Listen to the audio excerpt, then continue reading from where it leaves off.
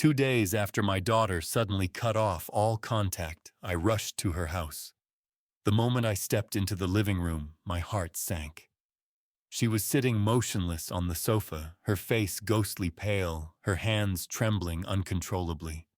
Her husband and father-in-law threw a stack of documents onto the table and coldly said, "Sign it. This house is the only thing left to repay the debt your old man created." My daughter looked at me in panic, but said nothing. Then I turned to the last page and froze at what was staring back at me. Thank you for being here with me today. Before we continue, drop a comment and let me know. Have you ever faced a situation where you had to choose between immediate action and patient strategy? Your perspective truly matters here. Just a quick note, some details have been fictionalized for storytelling. What I hope stays with you is the message. How long does a man get to live quietly before his past decides quiet is over? At 60, I'd spent 20 years content in my small electronics repair shop on Main Street in Concord, Massachusetts. Fixing radios most people had forgotten existed. The smell of solder and old circuit boards had become my world, predictable, peaceful, exactly what I'd chosen after Eliza died. Every Monday morning at 7:30, I unlocked the glass door, flipped the sign from closed to open, and settled into the familiar chair behind my workbench, like a man slipping into well-worn shoes. September 2nd started no differently. The Grundig radio sat on my bench exactly where I'd left it. Friday afternoon, its walnut cabinet gleaming in the morning light, filtering through the shop windows. The customer, a retired professor from Lincoln, wanted the AM band restored. Simple enough work for someone who'd spent 20 years on Wall Street, analyzing complex derivatives before choosing soldering irons over spreadsheets. I powered up my own bench radio while examining the Grundig circuit board, letting the local AM station fill the quiet shop with background noise. Morning traffic reports. Weather forecast promising clear skies through the week. Then the news segment caught my attention. The Concord Planning Committee will vote Friday on the Eastern Ring Road expansion, the broadcaster announced, with the practiced neutrality of someone reading information that meant everything to some listeners and nothing to others. The proposed route would affect property values in the Eastern Corridor, particularly estates along the lakeside. I paused, soldering iron hovering an inch above the connection point. Eastern Corridor. That was the direction of my daughter Callista's mansion, the house her late mother left her, the one I'd made certain was protected deed in her name, alone untouchable by marriage or debt. The house she'd lived in for 3 years now. Probably nothing. Zoning votes happened all the time. I pressed the iron to the circuit board, watched the solder flow silver and smooth across the connection. The radio played on. I worked through the morning testing resistors, replacing a corroded capacitor, methodical and precise. My daughter, Callista 32, usually texted every other day, small things. Design project updates, sometimes just a photo of her morning coffee with a caption like Monday Energy or Survived Client Meeting. She ran an interior design consultancy from her home office, worked with private clients who appreciated her eye for blending vintage elements with modern spaces. Monday evening, I sent her a simple text. "How's your week starting?" Delivered, not read. Tuesday morning. "Checking in. Everything okay?" Delivered, not read. By Tuesday evening, I felt the first whisper of unease. Callista traveled sometimes for client consultations, but she always told me beforehand. She knew I worried, not the hovering kind of worry, just the steady background awareness that comes with being a single parent who'd already lost a spouse. Wednesday morning I called, straight to voicemail. "Hey, sweetheart. Haven't heard from you. Give me a call when you can." Nothing. Wednesday afternoon I tried again. Same result, her voice on the recording, cheerful and professional. "You've reached Callista Harlan Design. Please leave a detailed message." The beep felt accusatory. When does a father's protective instinct become surveillance? When does watching become the only way to know your child is safe? I'd asked myself these questions 2 years ago when I installed the security camera system in Callista's mansion. She didn't know about it. I'd done the work myself during a weekend she'd spent in Portland at a design conference, telling her afterward I'd simply upgraded her internet router and checked her electrical panel, all true, just incomplete. The cameras weren't about control. They were about something I couldn't name then, but understood perfectly now, standing in my small apartment behind the shop on Wednesday evening, staring at my phone with 3 days of silence weighing heavier than any worry I'd felt since Eliza's diagnosis. I opened the security app. The interface looked professional, 4 camera angles, all accessible with a single login. I almost never checked them. Maybe twice in 2 years, both times when she'd mentioned hearing strange noises at night, and I'd confirmed it was just the old heating system kicking on. The living room camera loaded first. Callista sat on her sofa, visible in profile. Even through the small phone screen, I could read her posture like a language I'd studied for 3 decades of fatherhood. Shoulders slumped forward, hands resting on her thighs, palms down, fingers spread, the position of someone trying very hard to appear calm while everything inside them screamed otherwise. She wasn't moving, just sitting, staring at something beyond the camera's view. Then I saw them. 2 figures moved through her living room with the disturbing familiarity of people who belonged there, though I'd never seen either of them before. A man, maybe late 50s, wearing an expensive suit that caught the afternoon light from her windows. A woman older, her posture rigid with the particular tension of someone maintaining appearances. I zoomed the camera feed as close as the resolution allowed, searching Callista's face for something. Fear, exhaustion. Anything to tell me what I was seeing. Her expression held carefully blank, but her eyes carried the specific emptiness I recognized from my Wall Street days. The look traders wore when they knew they were losing, but hadn't accepted it yet. The camera angle captured just enough detail, folders spread across her coffee table, papers arranged in neat rows like evidence at a presentation. The man gestured at the documents, speaking. I had no audio, but his body language read like someone explaining inevitable consequences. The woman stood by the window, arms crossed, watching Callista with the assessment of a person calculating angles and exits. My daughter sat frozen while strangers moved through her home like they owned it. I closed the app, grabbed my truck keys from the hook by the door. The shop could stay closed tomorrow. Route 2 east toward her mansion would take 20 minutes this time of afternoon, maybe less if I didn't worry about speed limits. 20 minutes to find out whether I was overreacting or arriving exactly when my daughter needed me most. I suspected I already knew the answer. The shop stayed dark Wednesday evening. I'd closed it the moment I saw that camera feed hung the handwritten sign, Family Emergency, back Monday, something I hadn't done in 3 years.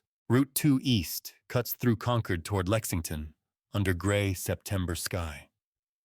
The truck's engine hummed steady as I merged into afternoon traffic, hands gripping the wheel with muscle memory from 1,000 visits to Callista, never with this weight in my chest. I called Conrad Townsend before hitting the Lexington border. My attorney and friend of 25 years answered on the first ring with the calm I'd always trusted. Conrad, I need you ready, I said, keeping my voice level. Keep your phone on. I'll call back in a few hours. Understood. No questions. No hesitation. After 25 years, Conrad knew when I used that tone it meant real trouble, not family drama. I'll be here. I hung up and focused on the road, mind circling back to 3 years ago when I'd accompanied Callista to finalize her inheritance paperwork. The lakeside mansion, $850,000 of New England history, had been Eliza's pride left to our daughter, with no complications. I'd sat in that lawyer's office while Callista signed the deed. 100% in her name. No mortgage, no co-owners. And I'd insisted she sign something else that day, a prenuptial agreement template, protecting all premarital assets should she ever marry. Dad, I'm not even dating anyone, she'd said. Then it costs nothing to sign, I'd replied. She'd signed it. 3 years before meeting Dashiell Prescott at a design conference. 3 years before I'd walked her down the aisle wondering why his parents watched the ceremony, with the assessment of people calculating value rather than celebrating joy. At the time, I didn't know why I'd insisted on that prenup. Now driving toward her mansion, with the memory of her frozen posture on the security feed, I understood perfectly. Highway driving gave me time to think, and thinking was what separated Wall Street survivors from casualties, the difference between reacting and responding, between feeling cornered and building a corner for someone else. I'd spent 2 decades in financial analysis before Eliza's diagnosis, but the skills stayed sharp, read the room before entering. Understand the play before showing your cards, never move until you know what winning looks like. I exited onto tree-lined roads where houses sat back behind mature oaks and white fences. Callista's mansion rose at the end of Lakeshore Drive, pale yellow in late afternoon light. I parked 1 block away at 4:15, not from fear, but because 30 years in finance taught me never to walk into a room before knowing who sits inside it and what they want. The white fence along her front yard gave me clear sightline to the living room window. What I saw confirmed every instinct that had driven me across 20 miles. Callista sat curled on her sofa, pale-faced hands resting on her thighs in that frozen posture, the position of someone trying very hard not to make any movement that could be interpreted as resistance. Her navy cardigan hung loose on shoulders that seemed smaller than I remembered. Dashiell Prescott. My son-in-law of 3 years stood beside her holding a pen extended toward her, like a weapon he didn't know how to use. 36 years old, usually confident in the easy way of men who'd never faced real consequences. But today, his posture carried readable tension. Across from Callista sat an older man in the wingback chair that had been Eliza's favorite, Vernon Prescott. I would learn his name soon enough, wore an expensive suit tapping a thick stack of legal documents with manicured fingers. His expression held the smile of someone accustomed to winning, the kind I'd seen across conference tables when traders thought they'd cornered a position. A woman in her 60s stood behind Callista, positioned not to comfort, but to block. Zelda Prescott, though at that moment, I only registered the sweetness of her expression, and how it raised every instinct I'd honed reading people who smiled while calculating angles. She stood exactly where someone would stand to prevent quick exit toward the kitchen or hallway. Through that window, I watched my daughter's shoulders stay frozen in a posture I'd seen before, people trying very hard not to make any movement that could be interpreted as resistance. Her eyes tracked Vernon's gestures each time he spoke, and even without hearing words, I could read the dynamic pressure, applied objections, dismissed, paths to escape carefully eliminated. This was not a family conversation. This was a siege. I memorized every detail. The Navy folder on the coffee table, legal-sized documents spread in neat rows. The Rolex on Vernon's wrist catching light as he gestured. Dashiell shifting his weight, uncertain. Zelda's strategic positioning behind my daughter. Part of me wanted to walk through that front door immediately, disrupt whatever pressure they were applying. Pull Callista out and away from those documents. The father in me screamed to move, but the other part, the part that survived 30 years on Wall Street, by understanding that timing mattered more than speed, recognized that walking in now would ruin everything. I needed to know what they held in their hands before I turned my cards over. Innocent people react with anger. Guilty people leave evidence. And I needed to see what they'd built before I dismantled it. I stood by the white fence, hand resting on the post, watching through that window for 5 minutes. Then I turned back toward my truck, each step deliberate. The real question wasn't whether to intervene. It was how long I could watch my daughter sit trapped before the strategist in me, lost to the father. The strategist won. For now. I sat in my truck 1 block away, engine off, watching the dashboard clock tick forward, While that question echoed how long before the father overruled everything I knew about strategy and timing. The phone screen glowed in the darkening truck cabin, showing my daughter's living room in real time, while I sat like a stranger watching through digital eyes. The security camera I'd installed 2 years ago offered angles the window couldn't, mounted on her bookshelf. It captured the coffee table, the sofa, everyone's positioning with brutal clarity. Vernon pushed the document stack toward Callista while pointing at something on the top page. Even through the small screen, I could read his body language, insistent, practiced, the gestures of someone who'd made this pitch before and expected it to work. Then I saw it, the detail the window had hidden. Callista shook her head. Slightly. Just a small movement, barely visible, but unmistakable. Her first sign of resistance, despite appearing passive from outside. Vernon's finger tapped the page more forcefully. Callista's hands trembled. The camera angle captured what the window couldn't. Each time Vernon pointed at the documents, her fingers tensed against her thighs, fighting the instinct to push them away. Zelda's hand rested on Callista's shoulder, in a gesture that would look comforting to anyone who didn't know better. But I'd spent 30 years reading positioning in boardrooms, and what I saw wasn't comfort. It was control. The hand that guides where someone's attention should stay, that reminds them of consequences without words. Dashiell stood to the side, mouth moving, saying something I couldn't hear through the silent feed. Callista looked down at her lap, shoulders curling further inward. I zoomed the image as close as resolution allowed, memorizing details.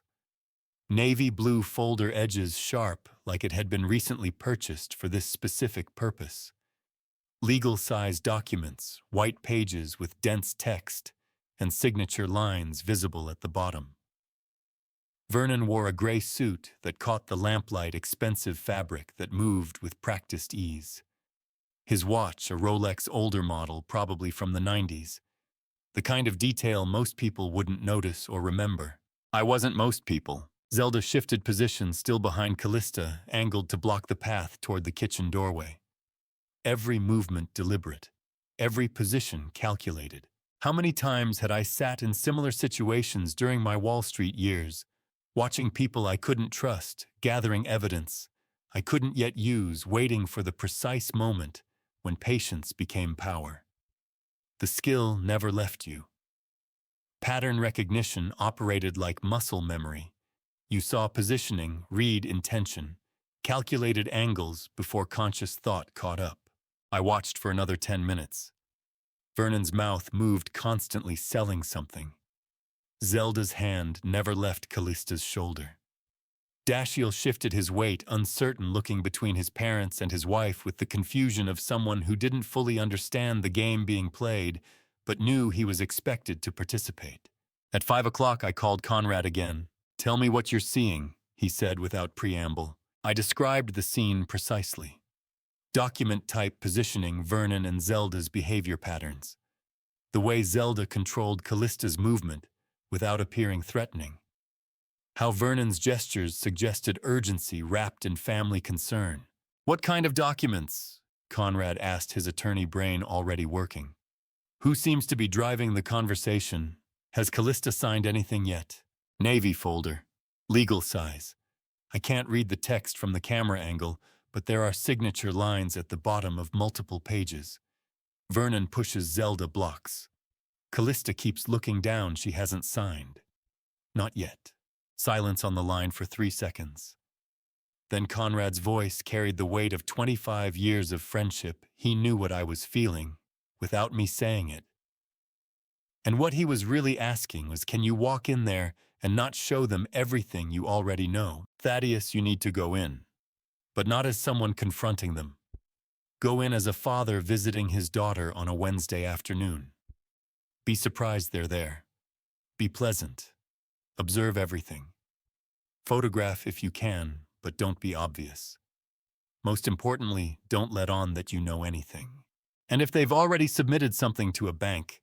I asked, though I suspected I knew the answer. "If they submit documents to a financial institution with a forged signature, that's no longer a family matter," Conrad said, each word deliberate. "That's wire fraud. Federal jurisdiction, FBI, not local police. And Thaddeus, if that happens, the statutes don't care about family relationships. Neither should you. I understood what he wasn't saying. Build the case now while you can still control the narrative. Document everything. Let them commit if they're going to commit. One more thing, Conrad added. If you see the document terms, loan amounts, interest rates, collateral, memorize them. Property fraud cases turn on details.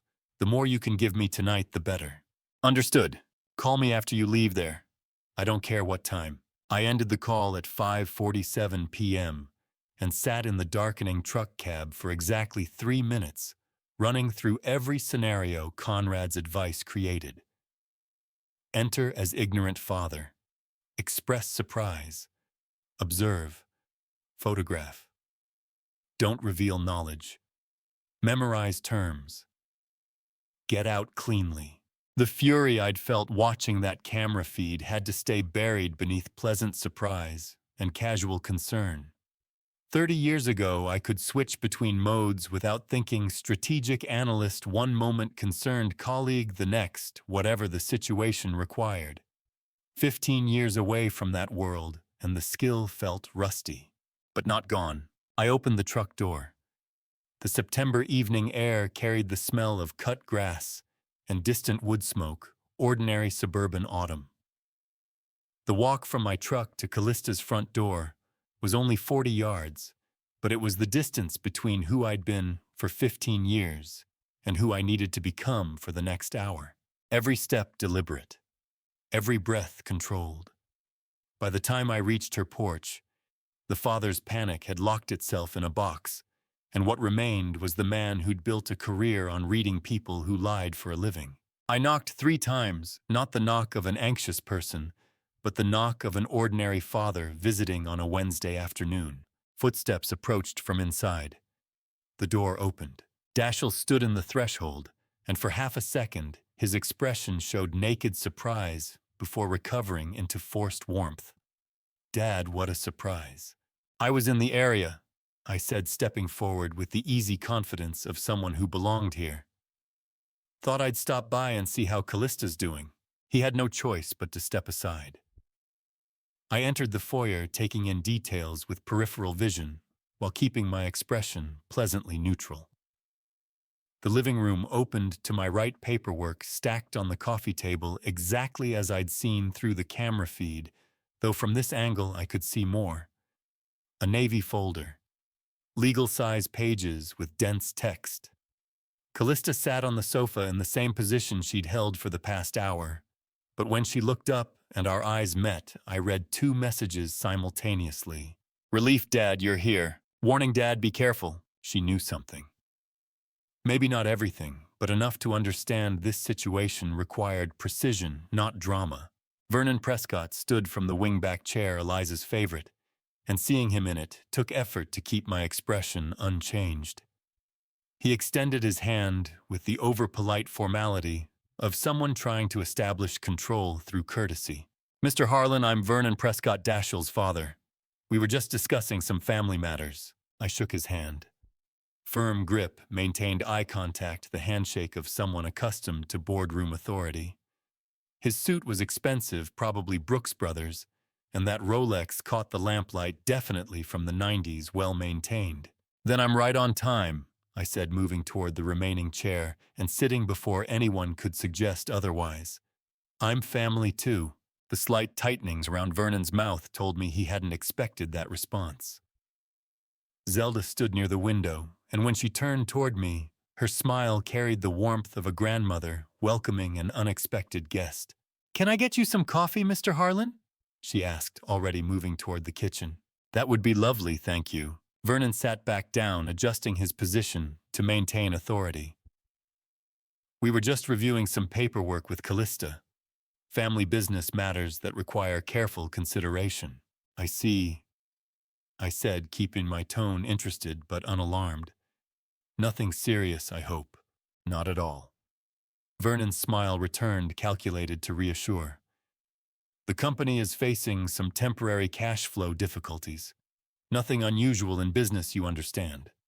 We're exploring options to maintain liquidity until some contracts close next quarter. I nodded like someone who'd spent 15 years fixing radios, not 2 decades analyzing corporate balance sheets. Zelda returned with coffee, pouring mine with hands that moved with practiced elegance. Her smile never wavered, sweet and grandmotherly. And in 30 years of finance, I'd learned that the sweetest smile in the room usually belonged to the most dangerous person. "Thank you," I said, accepting the cup. Vernon leaned forward, warming to his pitch. "Callista's house, this beautiful property, can serve as collateral for a short-term bank loan. It's really just a formality, you understand. The bank requires real estate backing, but the risk is minimal. Families help each other during temporary difficulties." Vernon's smile tightened slightly. He tapped the documents, once the gesture deliberate. "Sign it," he said, his voice dropping to something quieter and more personal than anything he'd said since I'd walked through the door. "Your house can finally repay what your father did to us." I kept my expression mild and unreadable. The words landed differently than the rest of the conversation. Not a financial claim, a personal one. Aimed not at Callista, aimed at me. He knew exactly who I was. He'd always known. "That makes sense," I said slowly, like someone processing unfamiliar financial concepts. "May I see the paperwork?" Vernon hesitated for exactly 1 second, long enough to tell me he'd preferred I remain uninvolved, before sliding the stack across the coffee table. "Of course. Though I should mention we're working against a deadline. The bank needs these documents by Friday morning to process the loan before the weekend." Friday. That detail clicked into place with the radio broadcast about the zoning vote, but I filed it away without reaction. I picked up the first page, slowly holding it at reading distance like someone unaccustomed to legal documents. The text was dense, formatted in the standard template banks used for secured loans. I turned to page 2, reading carefully, while my coffee cooled in my other hand. Page 3 contained a power of attorney clause. I read it twice, moving my lips slightly, as though working through complicated language while my mind photographed every word. The clause granted Vernon Prescott temporary authority to act on behalf of Callista Harlan in matters related to property transactions, specifically for the purpose of securing financing against the residential property located at Lakeshore Drive, Lexington, Massachusetts. My hand didn't shake as I turned the page. 30 years of high-stakes negotiations had taught me that the moment you show recognition is the moment you lose control of the room. Page 4 outlined loan terms. The amount jumped out even though I kept my expression mild. $450,000 secured against property valued at $850,000. Interest rate 12% annually. Term 18 months. Those numbers told a story to anyone who could read it. Vernon wasn't looking for temporary liquidity. He was extracting maximum value while maintaining plausible deniability about intent. Page 5 contained signatures. Callista's signature line sat empty, unsigned. Below it, another signature line, co-signer/property owner's legal guardian or representative. That line held a signature, my signature, except it wasn't. I looked at it for exactly 3 seconds, long enough to appear like someone confirming identity, short enough not to raise suspicion. The capital T tilted slightly leftward, exactly like mine. The crossbar had that small upward curve at the end. The final N in Harlan curved into an underlining flourish that I'd developed in college and never changed. Someone had studied my signature. Not casually studied it with the attention of someone planning to replicate it precisely. Probably from the mansion purchase documents when Callista bought this property.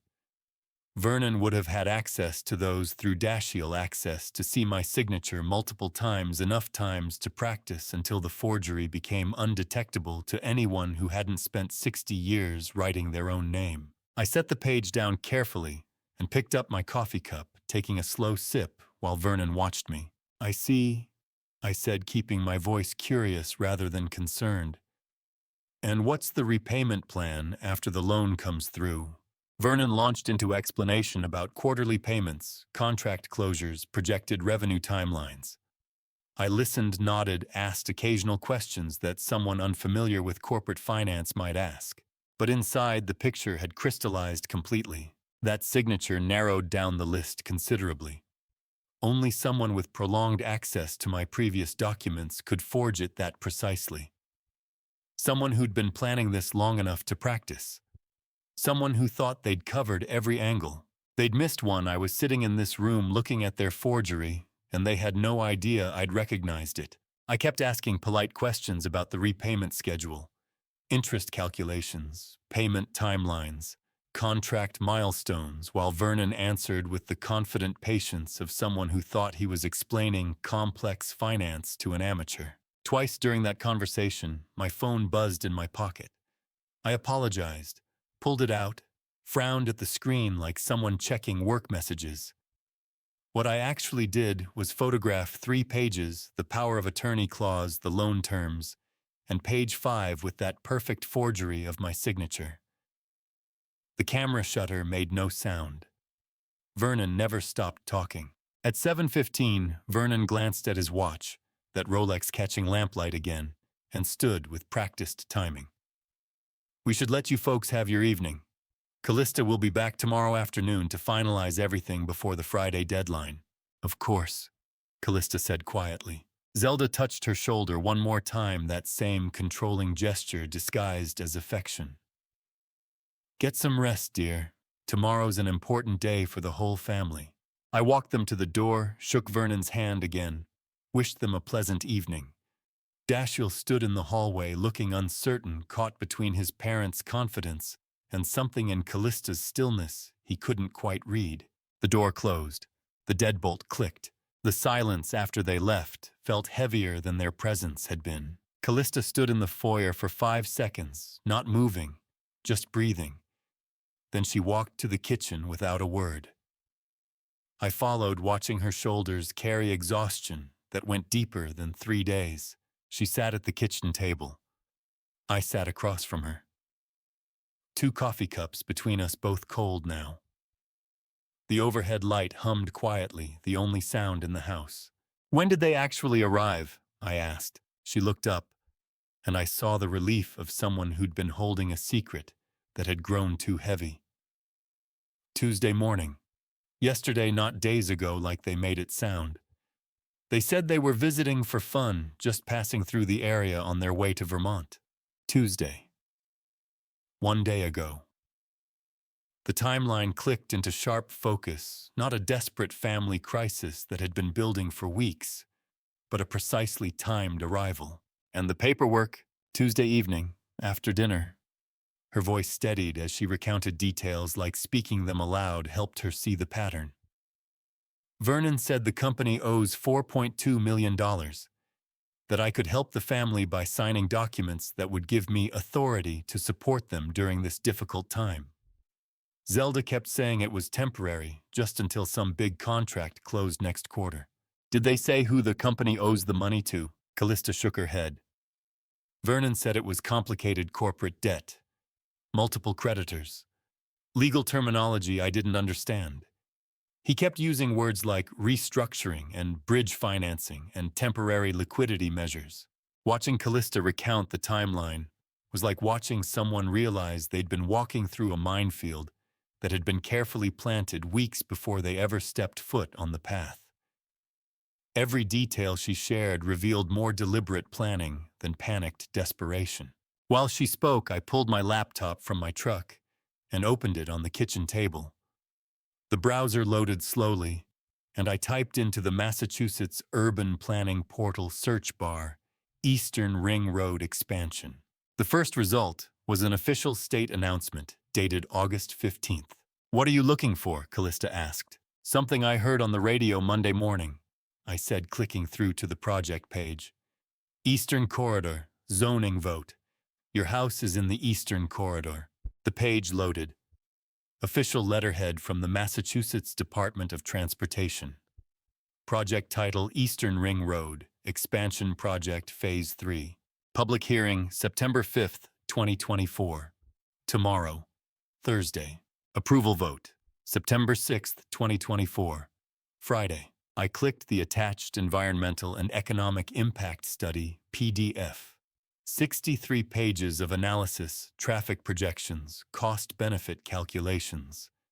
I scrolled to Section 4, Projected Property Value Impact. The table showed addresses in the direct corridor, categorized by distance from proposed route. Callista's Street Lakeshore Drive appeared in the high-impact zone. Projected average value increase 480% within 18 months post-approval. 480%. I read the number twice to make sure I hadn't misunderstood the decimal placement. I checked the current time on my laptop, 7:38 p.m., Wednesday, September 4th. The vote would happen Friday morning. Call it 36 hours from now, maybe less. Callista's house, currently worth $850,000, would be valued at over $4 million within 2 years if this vote passed. And based on the impact study's language, high probability of approval given minimal environmental concerns and strong economic projections, the vote passing wasn't a question. It was a timeline. Dad, Callista leaned forward trying to see the screen. I turned the laptop toward her and pointed at the highlighted section. Eastern Ring Road Expansion Project. Approval vote Friday, September 6th. Impact study estimates property values in your corridor increase 480% average. She stared at the screen lips, moving slightly as she read the numbers. They knew this before they came here, I said quietly. This is not a panicked family asking for help. This is a calculated plan timed to the zoning calendar. Get you to sign documents giving them control of the property. Submit everything to the bank before Friday's vote. And by Monday, your house is worth 4 times what it is right now, except it won't be yours anymore. It'll be collateral on a loan you never needed for debt that probably doesn't exist. Callista's hands pressed flat against the table, fingers spread. The $4.2 million. That's almost exactly what the house would be worth after the vote. Not almost, exactly. They did the math before they ever walked through your door. I closed the laptop and looked at Callista across the kitchen table in the warm light. For the first time since I'd arrived, I saw something in her eyes that wasn't fear or exhaustion, it was determination. Sharp and clear and completely controlled. And I realized something that should have been obvious from the start. She hadn't just sat here waiting for the past 3 days. The question was what she'd been doing while pretending to be their victim. "What have you been doing?" I asked. Callista looked at me across the kitchen table, and something shifted in her expression, the exhaustion falling away to reveal calculation underneath. "Buying you time," she said, but she didn't elaborate and I didn't push. Not yet. First I needed to think. Question 5. How much does Dashiell actually know? I wrote it on the legal pad at 11 o'clock Wednesday night, sitting at the desk in Callista's study, with only the lamp casting yellow light across the page. The house had gone quiet after she'd retreated to her bedroom, claiming exhaustion, but moving with the deliberate calm of someone who'd made a decision and needed time to prepare for its execution. I started at the top of a fresh page, numbering each line. Question 1. How much does the Prescott Company actually owe, and to whom specifically? Question 2. Who drafted these documents, Vernon, or did he hire an attorney? Question 3. How was my signature forged, and when did someone gain access to sample documents? Question 4. Is the zoning deadline correlation coincidence or coordination? Question 5. How much does Dashiell actually know? Question 6. Who is Vernon Prescott, beyond what he's presented? Financial history, business record, previous addresses. Question 7. What is the exact loan amount they're requesting from the bank? Question 8. Who had access to documents containing my signature from the original mansion purchase? Question 9. Are there other documents I haven't seen yet? Question 10. How long have they been planning this? Weeks, months, longer? Question 11. How much time did they spend preparing before they walked through Callista's door Tuesday morning? I stared at the list, then picked up my phone and opened the security camera app. The footage from the past 3 days sat in archived files, each segment time-stamped and saved. I'd watched the living room feed earlier, but only in real time, only to understand immediate positioning. Now I watched differently. At 2 in the morning, I replayed Tuesday evening's footage frame by frame. Vernon sitting in that wing-back chair, leaning forward, gesturing at documents spread on the coffee table. Zelda standing behind Callista. Dashiell pacing near the window. I zoomed in on Vernon's hands. He held a pen. Expensive, probably a Mont Blanc. But it wasn't the pen that caught my attention, it was how he held it. Not casually, not like someone using it to point at clauses while explaining terms. He held it ready, positioned between thumb and forefinger, like someone waiting for their turn to sign. Waiting to sign documents himself, not as an explainer, as a participant. That detail changed the angle. Vernon wasn't just pressuring Callista to sign away authority over her property. He was planning to sign something too. Witness signature, maybe. Or co-signer. Something that made him directly complicit in execution, not merely planning. I added a 12th question to the list. What is Vernon planning to sign, and why does he need to be on the documents personally? How many nights had I spent like this during my Wall Street years, asking questions in the dark that nobody wanted answered in the light? The muscle memory came back easier than I'd expected. Pattern recognition, detail, analysis. The particular focus that comes when you know someone's lying, but haven't yet identified which specific lie matters most.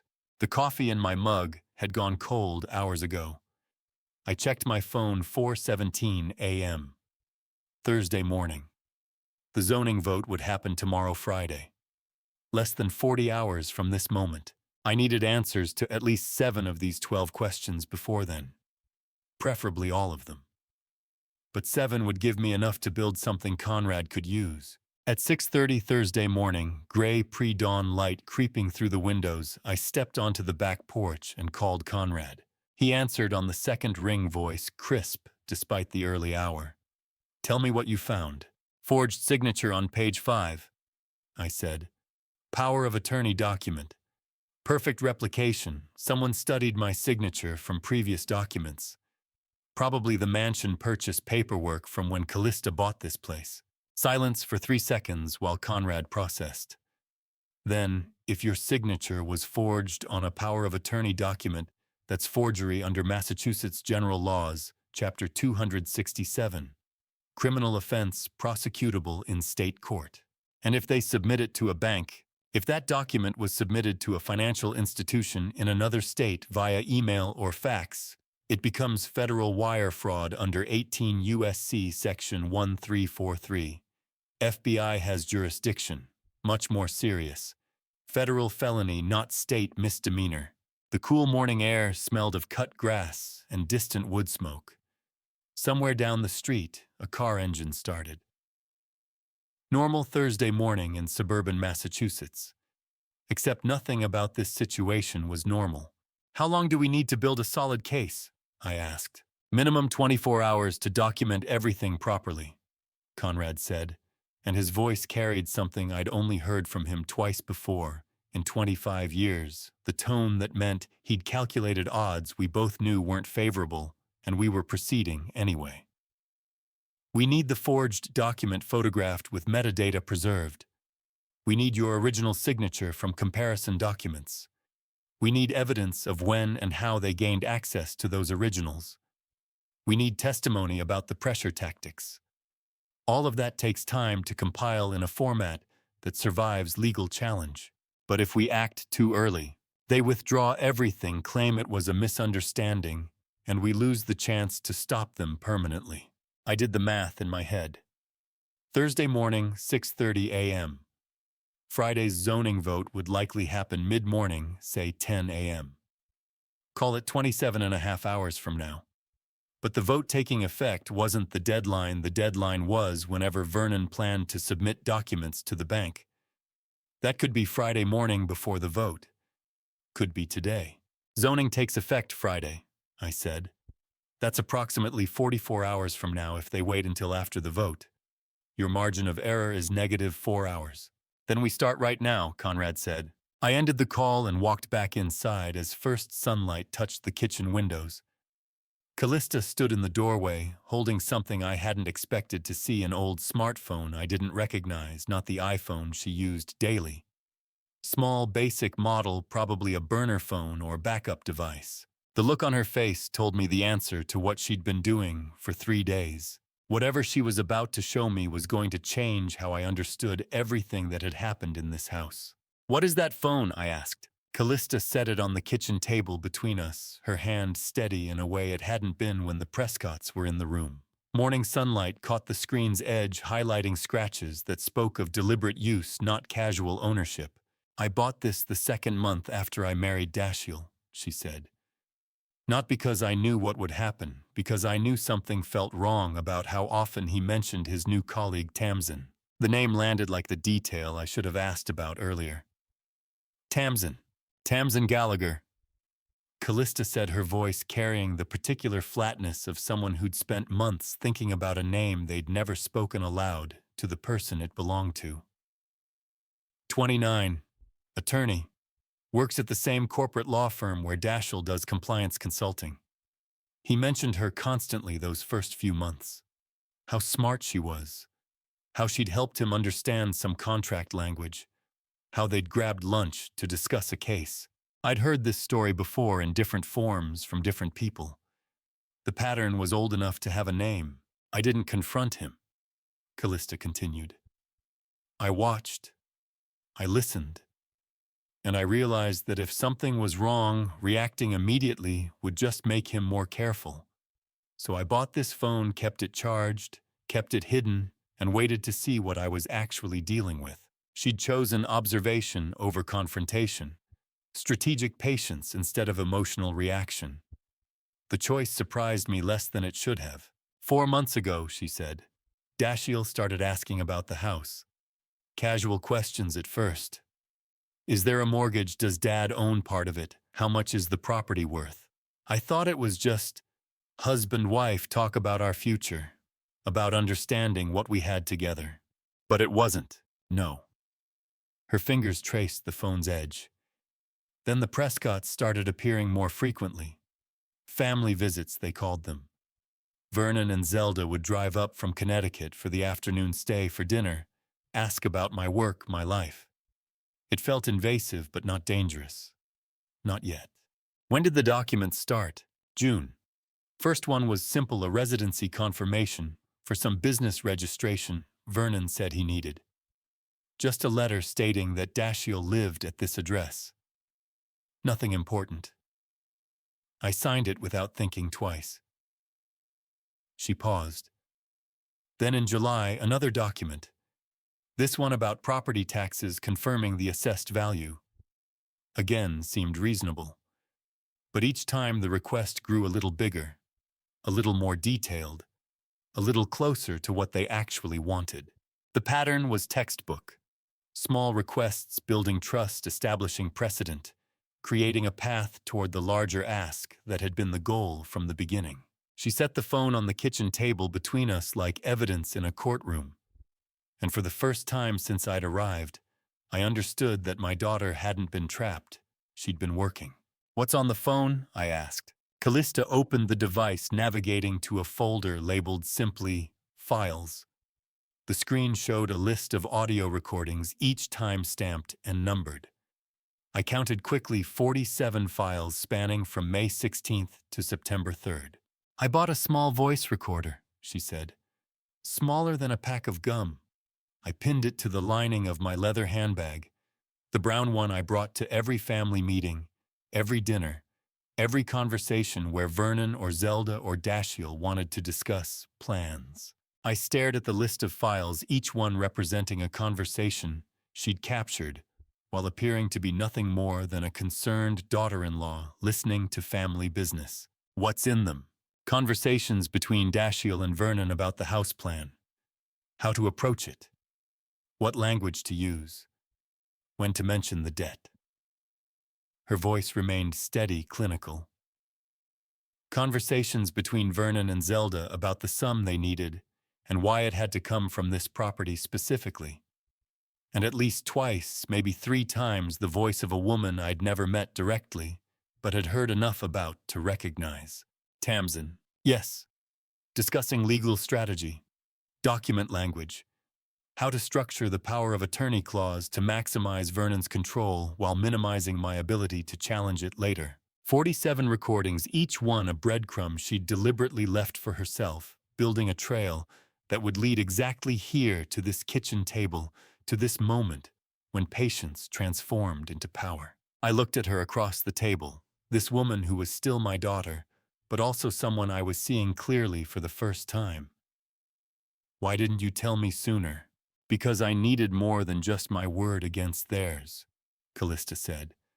I needed documentation, evidence, the kind of case that couldn't be dismissed as a confused wife misunderstanding family finances. And because I needed you to come here with enough reason to investigate properly, not just as an angry father defending his daughter. The calculation in that decision showed a level of strategic thinking I'd spent 15 years believing she'd never need. I pretended not to know, she continued, because I needed more time. Time to gather enough evidence that when this ended, it would end completely.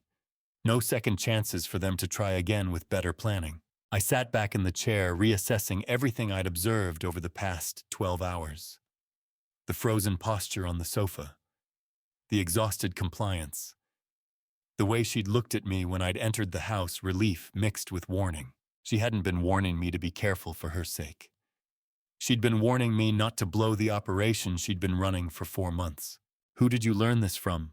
I asked quietly. Callista's smile was slight but unmistakable. From you, Dad. Watching you for 32 years. How you'd wait before reacting. How you'd gather information before making decisions. How you'd ask questions that sounded simple but were actually building towards something specific. She paused. You just didn't know you were teaching me.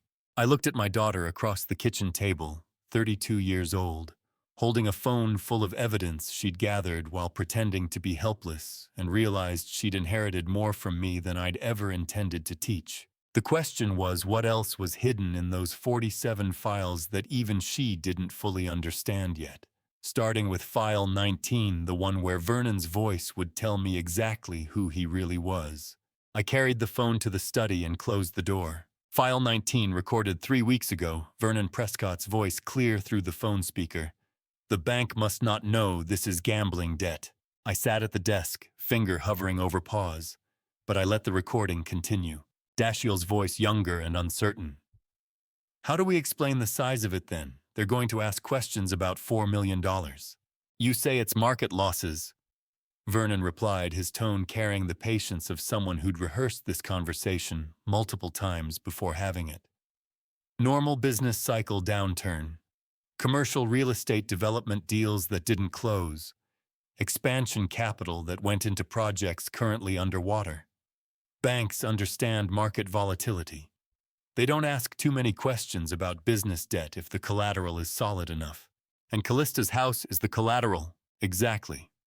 Clean title, no existing mortgage. Property value about to increase substantially due to that zoning change. The bank sees an easy loan against appreciating real estate.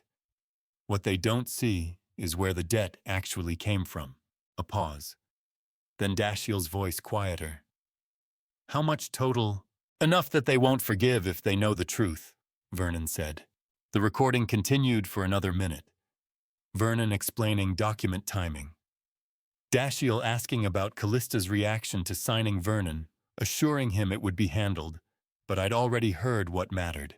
I turned off file 19 and sat in the silence of the study, and for the first time understood exactly how desperate Vernon Prescott really was, desperate enough to risk federal prison. The debt structure in the paperwork made sense now. No specific collateral beyond the house. No realistic payment schedule that would satisfy actual creditors. No clear creditor identity because you couldn't list underground gambling operation on bank loan applications. Vernon wasn't trying to save a legitimate business facing temporary cash flow problems. He was trying to launder gambling debt through a corporate facade, using my daughter's property as the washing machine. And if the bank discovered the truth about the debt's origin after approving the loan, Vernon would face more than civil penalties.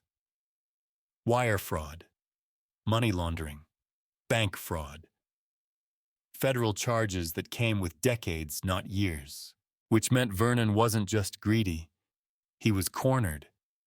And cornered people made mistakes, or they got vicious. I scrolled through Callista's file list, looking for anything else that might fill in the picture. File 31 recorded 4 weeks ago, longer than most, at 18 minutes. I pressed play. The audio quality was slightly worse, suggesting the recorder had been farther from the speakers. Background noise indicated a larger space, maybe a living room. Vernon's voice again, but this time with a third person present. A woman. Younger than Vernon, speaking with the precise diction of someone whose job required exact language. The power of attorney clause needs to be broad enough to authorize the transaction, but specific enough that it doesn't raise questions about why she's granting it. Tamsin Gallagher. Had to be. And the timeline? Vernon asked. Tight, but manageable, Tamsin replied. As long as the zoning vote happens on schedule, and we submit the loan application before the property value reassessment becomes public record. Then Vernon said something that made me stop the recording and replay it twice to make sure I'd heard correctly. Old man Harlan won't recognize me. 20 years is a long time. People change. Old man Harlan, meaning me, won't recognize me, meaning we'd met before. I closed the audio app and opened my laptop, fingers moving through familiar pathways I hadn't accessed in years. The encrypted database backup I'd kept since leaving Wall Street in 2009 sat in a folder marked Archive Do Not Delete. Personnel records, client files, project documentation, and from 20 years of financial work. I typed into the search field Prescott plus Massachusetts. 3 results. The first 2 were client companies, neither relevant. The third was an HR profile. Vernon Prescott. Date of birth. March 1968. Position accounting clerk. Department client fund management. Hire date January 2003. Termination date September 2004. Termination reason embezzlement of client funds. Amount $340,000. Termination authorized by Thaddeus Harlan. I stared at the screen memory, slowly reconstructing a scene from 20 years ago. A small office. A young man younger than Vernon looked now sitting across from me and the legal team, his hands shaking. His voice insisting it was a mistake, a misunderstanding, he could explain everything. The forensic accountant's report had been clear. Systematic transfers from client accounts into a personal checking account using compromised authorization codes. Not a mistake. Deliberate theft over 14 months. I'd signed the termination order. The legal team had decided not to press criminal charges in exchange for full restitution, which Vernon's family had apparently managed to pay. Clean exit. No criminal record. Just a terminated employee with a file that would follow him through any background check in the financial industry. How long does someone carry a grudge before it stops being anger and becomes identity, before revenge becomes the only thing that makes waking up every morning feel like it has purpose? 20 years, apparently. I clicked through this digital folder looking for anything else. The legal team's memo about the settlement. The restitution agreement.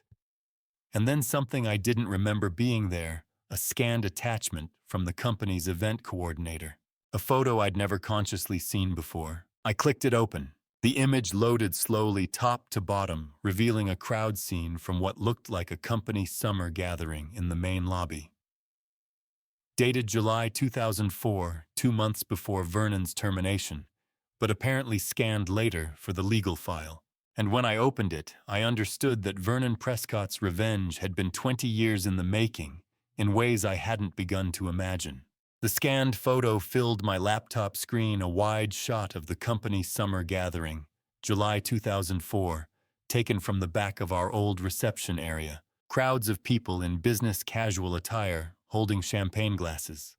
Someone at a microphone in the center, probably giving the standard year-end speech about performance and goals. Summer banners and company logos visible along the walls. The quality wasn't great. Corporate event photographer, probably paid by the hour, getting coverage shots for the newsletter. I almost closed it. Then I noticed something in the left corner. Background. Lobby area behind the main gathering. A child. Maybe 11, 12 years old. Standing alone near the reception desk holding a red balloon. Face visible in profile, partially turned away from the camera, but clear enough. I zoomed in, zoomed again. The eyes. The slight tiptoe stance of someone anticipating something, weight forward on the balls of her feet. The way her head tilted when listening, a habit she still had at 32. Callista, my daughter at that company party in July 2004. Eliza must have brought her by the office that afternoon, probably to pick me up for dinner. I remembered now vaguely the way you remember ordinary moments that seemed meaningless at the time. Callista holding a balloon someone from the events team had given her. Waiting in the lobby while I finished a meeting. Vernon Prescott knew I had a daughter, 20 years ago, and Dashiell Prescott had accidentally met Callista at a design conference in Providence in 2020, 16 years after this photo was taken. The timeline crystallized with brutal clarity. Vernon had been fired in September 2004, but this gathering was July 2004, 2 months before his termination, when he was still an employee, still sitting in those same offices, still able to see the newsletters, the event photos, the personal details that moved through company corridors. He would have seen that the man who would later sign his termination order had a young daughter. 16 years of waiting, positioning his son, manufacturing the chance meeting at exactly the right professional conference in exactly the right city, orchestrating a romance that led to marriage. And the mansion Callista had purchased it in 2018, 2 years before meeting Dashiell, with my help structuring the purchase. They didn't target my daughter randomly. They raised a son to marry her. I closed the laptop and sat in the study's silence, understanding that what I'd mistaken for a daughter choosing badly was actually a father's past reaching forward 20 years to destroy what he loved most. The phone with Callista's audio files sat on the desk beside me. I picked it up and returned to file 31, the one where Vernon had said I wouldn't recognize him. The third voice, the woman. I let it play. The power of attorney clause needs to be placed on page 3, not page 1, she said, her voice carrying the sharp precision of someone whose job was exact language. So the signer doesn't read it carefully before getting there. People skim the first page, read the signature line, flip through middle pages quickly. Page 3 is where inattention lives. Vernon's voice, and the signature sample. The parent's signature needs to match the sample in the house purchase contract. I already have a copy, the woman replied. I can practice the replication until it's perfect. I stopped the playback. Tamsin Gallagher, 29. Attorney. Having an affair with Dashiell, and possessing my signature sample from the 2018 mansion purchase contract when Callista bought the property. 20 years of patience. 2 years before Callista even met Dashiell at that conference, Vernon had already been watching and waiting. They'd been preparing this before the relationship began. Before the first date. Before the engagement. Layers of betrayal multiplying with every detail. I sat at the desk for another hour, listening to more files, taking notes, building the picture of exactly how many people had been involved and for how long. Then at 5 o'clock, I made a decision. I picked up my phone and called Dashiell. He answered on the second ring. Dad, is everything okay? I made my voice tired, hesitant. The voice of someone who'd been worn down by family pressure and was about to make a decision he didn't want to make, but couldn't avoid. Dashiell. I've been thinking about this whole situation, I said slowly. About what Vernon said. About family being the most important thing. About how sometimes we need to support each other even when it's difficult. Silence on the line. I could hear him holding his breath. I want to help, I continued. But I need to understand exactly what I'm agreeing to. Can you send me the paperwork via email? I need to read it carefully at my own pace in my own time before I decide anything. Yes, Dashiell said, and he couldn't hide the excitement in his voice, the eagerness of someone who thought they'd just won. Yes, of course. I'll send it right away.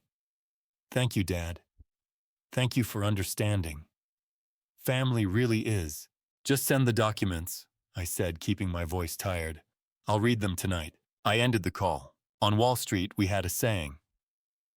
The greediest person in the room is always the first to fall into the trap, not because they're stupid, but because wanting something badly enough makes you blind to the hand offering it. I immediately dialed Conrad.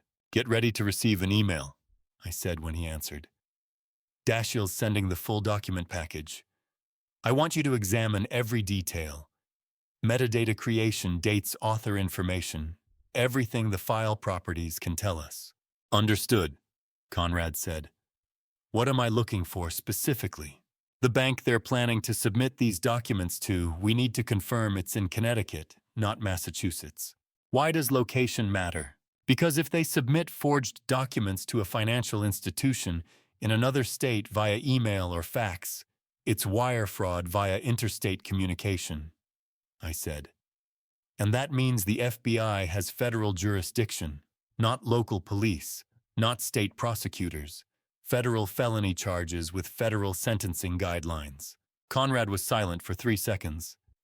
Then you're building a case that removes any possibility of them plea bargaining down to misdemeanors. I'm building a case that ends this permanently, I said. No second chances, no opportunities to try again in 5 years with better planning. When this is over, Vernon Prescott spends the next decade thinking about how patient revenge feels when it's aimed back at you. I'll monitor for the email, Conrad said quietly. Call me when it arrives. I put the phone down after Conrad confirmed he'd be monitoring, looking out the study window at late afternoon, September light, filtering through bare branches. Dashiell Prescott thought he'd just convinced his father-in-law to surrender. What he'd actually done was walk straight into documentation that would destroy him. The question was how fast he'd move, and whether his greed would make him sloppy enough to give us everything we needed. The answer came faster than I'd expected. The email notification pinged at 6:52 p.m., 1 hour and 52 minutes after I'd hung up with Dashiell. I stared at my phone screen showing the preview from Dashiell Prescott. Subject: family documents for review. Attachments 1. 1 hour and 52 minutes. Not tomorrow. Not after he'd consulted with Vernon or Zelda or Tamsin. Within 2 hours of my fake capitulation proving everything had been sitting ready, just waiting for the moment I agreed to cooperate. Greed made people impatient. Impatience made them sloppy. I forwarded the email to Conrad without opening the attachment, then immediately called him. Email just arrived, I said when he answered. 6:52 p.m. Less than 2 hours after I called him requesting the documents. Everything was ready, they were just waiting for me to say yes. I'm opening it now, Conrad said. I heard keyboard clicks through the phone. Switching to video call. You should see this too. My laptop screen lit up with the video window.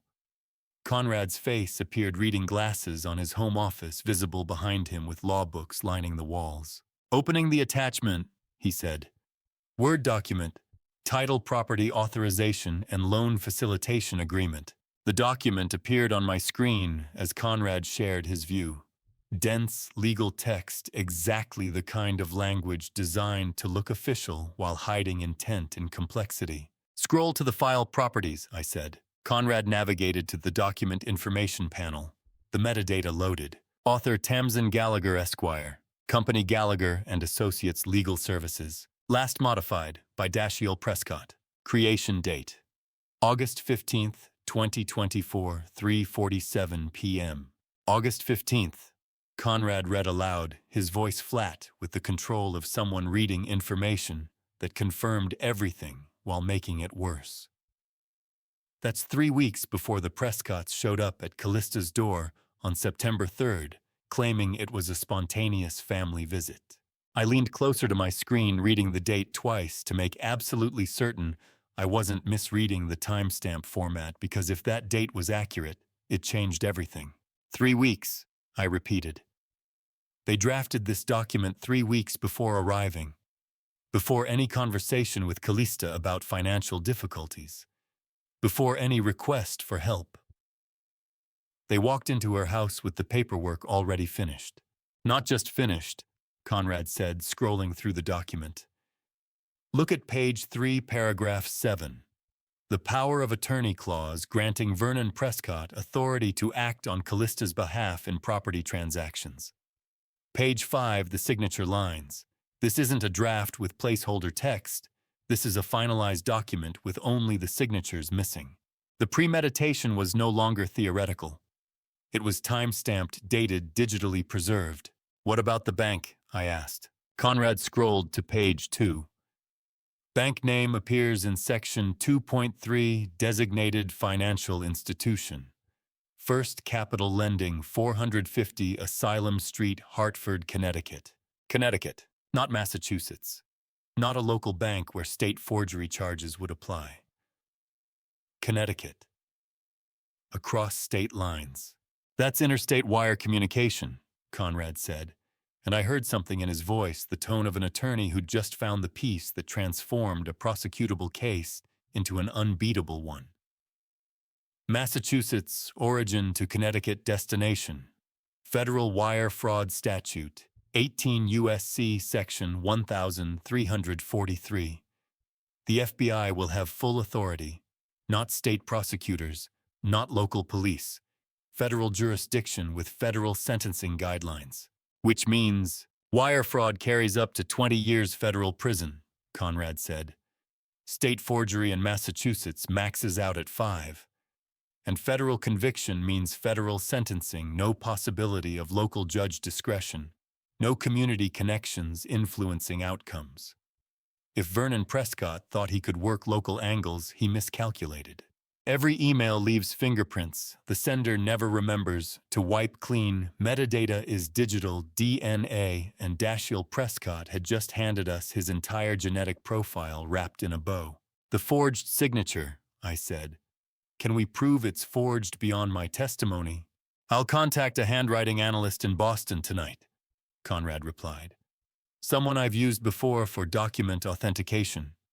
She can review the signature on page 5, compare it to your genuine signatures from other documents, provide expert testimony about replication techniques.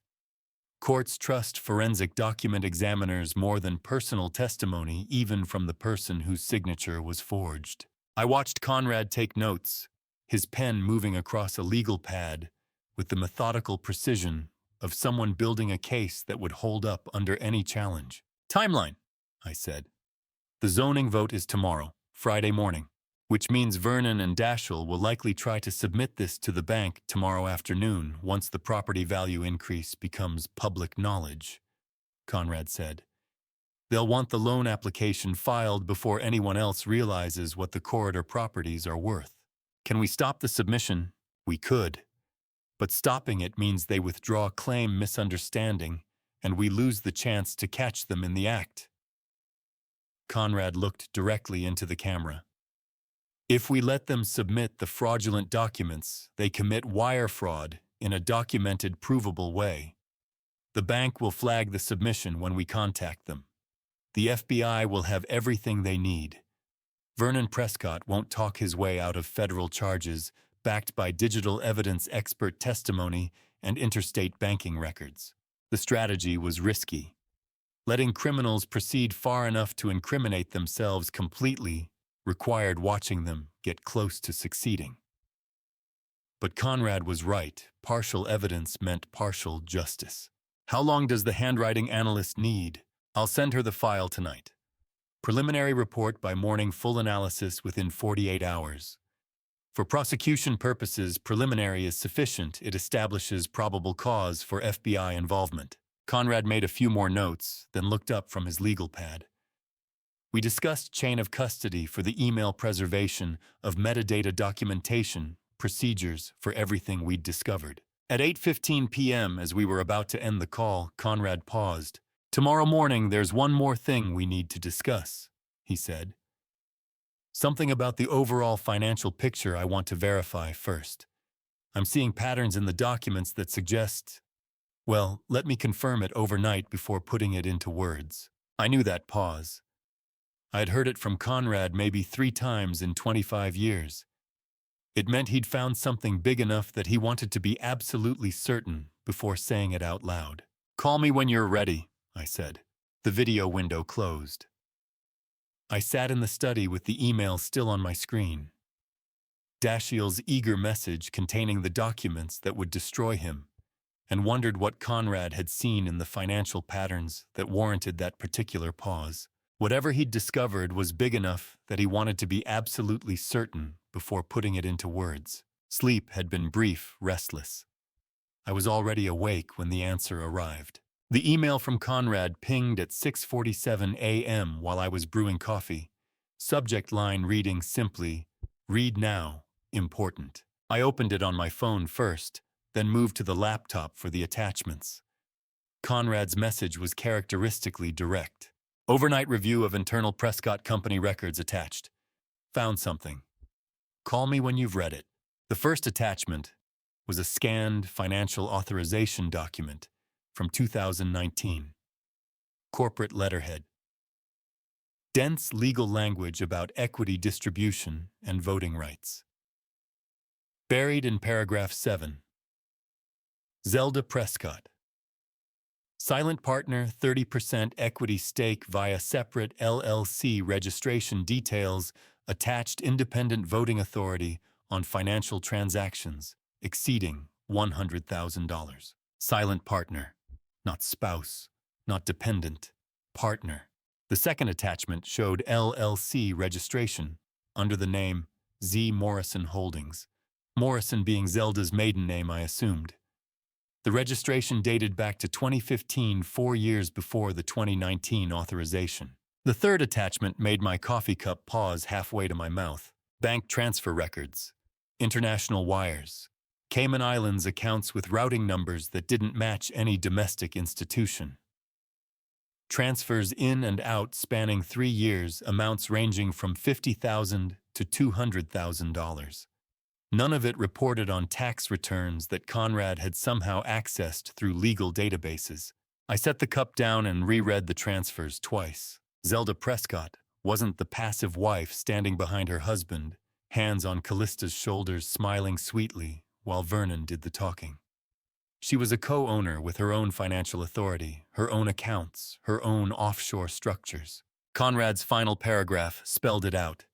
If these offshore holdings are unreported to IRS and based on the tax returns I reviewed, they are that's Bank Secrecy Act violation under 31 U.S.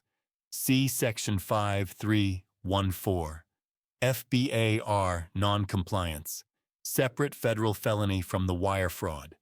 Potential 5-year prison sentence per violation, plus fines that can exceed the account balances. Zelda isn't collateral damage. She's a co-mastermind facing charges that might be heavier than Vernon's. There is nothing more dangerous than someone who knows how to become invisible while holding all the real power. I reread Conrad's email twice, then drank coffee that had gone cold, while I absorbed what Zelda Prescott really was not the sweet smiling woman pouring coffee in Callista's living room, but a financial operator who'd spent years building offshore structures while everyone watched Vernon. My phone rang at 8:45 a.m. Conrad. You read it, he said, not a question. Zelda, I said. Silent partner. Offshore accounts. How did you find this? Cross-referenced corporate filings with international banking red flag databases attorneys can access for due diligence, Conrad said. The LLC registration was public record once I knew to look for her maiden name. The bank transfers showed up in documents attached to a 2021 business loan application, sloppy disclosure by whoever prepared their financials. And the handwriting analyst called me 20 minutes ago. Preliminary report confirms your signature was forged. 91% accuracy match to your genuine signature. She identified the source document as Callista's 2018 house purchase contract, Same paper stock, same ink saturation patterns under magnification. Someone had direct access to that original signature and spent time practicing the replication. Tamsin. Had to be. Attorney with access to Callista's files. Affair with Dashiell giving her motivation. That's enough evidence, I said. More than enough. Question is how we proceed. We execute the next step. I said, my mind already running through the plan we'd discussed last night. Draft the provisional letter. Legal language that sounds like my consent, but has zero actual enforceability. No notarization. No specific consideration clauses. Missing all the technical requirements that would make it binding. A trap. Exactly. We need them to submit it thinking they've won. If they file it with the bank or court, that's the criminal act, not just intent, but documented submission of fraudulent documents with electronic trail. Conrad was silent for 3 seconds. Then, I'll draft it. Send it to you within 30 minutes. You'll need to fax it to Dashiell. Fax. Paper trail, not email. Looks more official. More desperate father capitulating, less strategic attorney involved. I had a fax machine in the study, vintage equipment from my Wall Street days that I'd kept functional more out of habit than necessity. It still worked. Conrad's draft arrived at 9:03 a.m. I read it twice, admiring the craft. It looked perfect, formal letterhead, proper legal phrasing, my ostensible consent to facilitate the loan process. But every critical binding element was missing. No notary seal line, no witness signature requirement, no specific monetary consideration. A document that would fool someone in a hurry while being completely worthless in court. I loaded it into the fax machine, added a handwritten note at the bottom. Please review and respond by 5 p.m. today.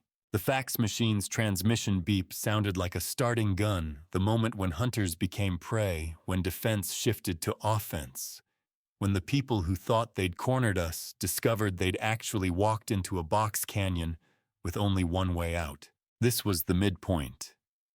The reversal. For 3 days I'd been defending, protecting Callista, gathering evidence, building understanding. Now I was attacking. Setting traps. Forcing moves. Transforming their greed into the weapon that would destroy them. I dialed Dashiell's office number from the notepaper I'd saved. The fax machine hummed, beeped, transmitted. 2 pages. Confirmation printed at 9:17 a.m. Transmission successful. I called Conrad back immediately. It's sent, I said. Now we wait, Conrad replied. I looked at my watch. 9:18 a.m. They won't wait until 5 p.m. The zoning vote is this afternoon. Maybe 1 or 2 o'clock. Once that vote passes, property values go public. They'll want documents submitted to the bank before end of business today. So you're thinking, what few hours? Less. Dashiell's been waiting for my capitulation since yesterday evening. He thinks this is his green light. He won't sit on it. He'll move fast. And when he does, when he submits that document to First Capital Lending or files it with the court, he commits wire fraud with a traceable electronic submission. No walking it back. No claiming misunderstanding. Federal crime with federal evidence. Conrad exhaled slowly. Then we wait and see how desperate they really are. I watched the fax confirmation print transmission. Successful 9:17 a.m. 2 pages, sent to Dashiell Prescott's office number. Conrad was right that we needed to wait and see how fast they moved. But I knew something he didn't. Today was Friday, the zoning vote was scheduled for this afternoon, and desperate people don't wait when they're running out of time. The question was whether greed would make them move fast enough to be sloppy. Greed didn't wait. Conrad's voice on the phone had the controlled excitement of a prosecutor who just watched a defendant confess on camera. Dashiell submitted, he said at 11:45 a.m., to the bank and to the probate court, both. I stood on the mansion's front porch, phone pressed to my ear, watching the lake reflect September sky, when bank submission time-stamped 11:28 a.m. via email to First Capital Lending in Hartford. Court filing to Massachusetts e-court system at 11:32 a.m. The fax was sent at 9:17 this morning. He submitted both within 2 hours and 13 minutes of receiving your provisional letter. 2 hours and 13 minutes. Not this afternoon. Not after consulting with Vernon or Zelda or Tamsin about strategy. Within the time it would take someone to read a document, make one phone call, and hit send on emails that had already been drafted, already prepared, just waiting for the green light. The documents he submitted, I said, are they identical to the ones we analyzed from his original email? Conrad said. Same forged signature on page 5. Same power of attorney language on page 3. Same everything. He didn't even bother changing the file name, still shows Tamsin Gallagher Esquire as the document creator. The trap had worked perfectly. Dashiell's desperation to move before the zoning vote scheduled for this afternoon at 2 o'clock had made him sloppy in exactly the way we'd predicted. He'd thought my provisional letter was capitulation. What it actually was bait that made him commit wire fraud with a traceable electronic submission to an out-of-state bank. Federal charges, I asked. The moment those documents entered the Connecticut banking system, with that forged signature, Dashiell Prescott committed federal wire fraud under 18 U.S.C. 343, Conrad said. There's no walking this back. No claiming misunderstanding or family miscommunication. He submitted fraudulent documents to a financial institution across state lines. That's a federal felony with up to 20 years. I felt the satisfaction settle cold and complete. Vernon's son had just destroyed his own life trying to steal my daughter's house. What happens now? I'm contacting the FBI field office in Boston this afternoon, Conrad said. We have everything they need, the forged documents, the metadata showing premeditation, the handwriting analysis, the interstate submission trail.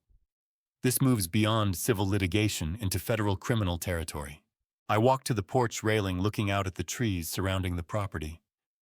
Autumn leaves were beginning to turn early September colors, starting to show red and gold at the edges. The same view Eliza had loved this time of year, when summer hadn't quite released its hold, but fall was already making promises. The abstract legal victory felt distant from what mattered. Eliza had been gone 15 years.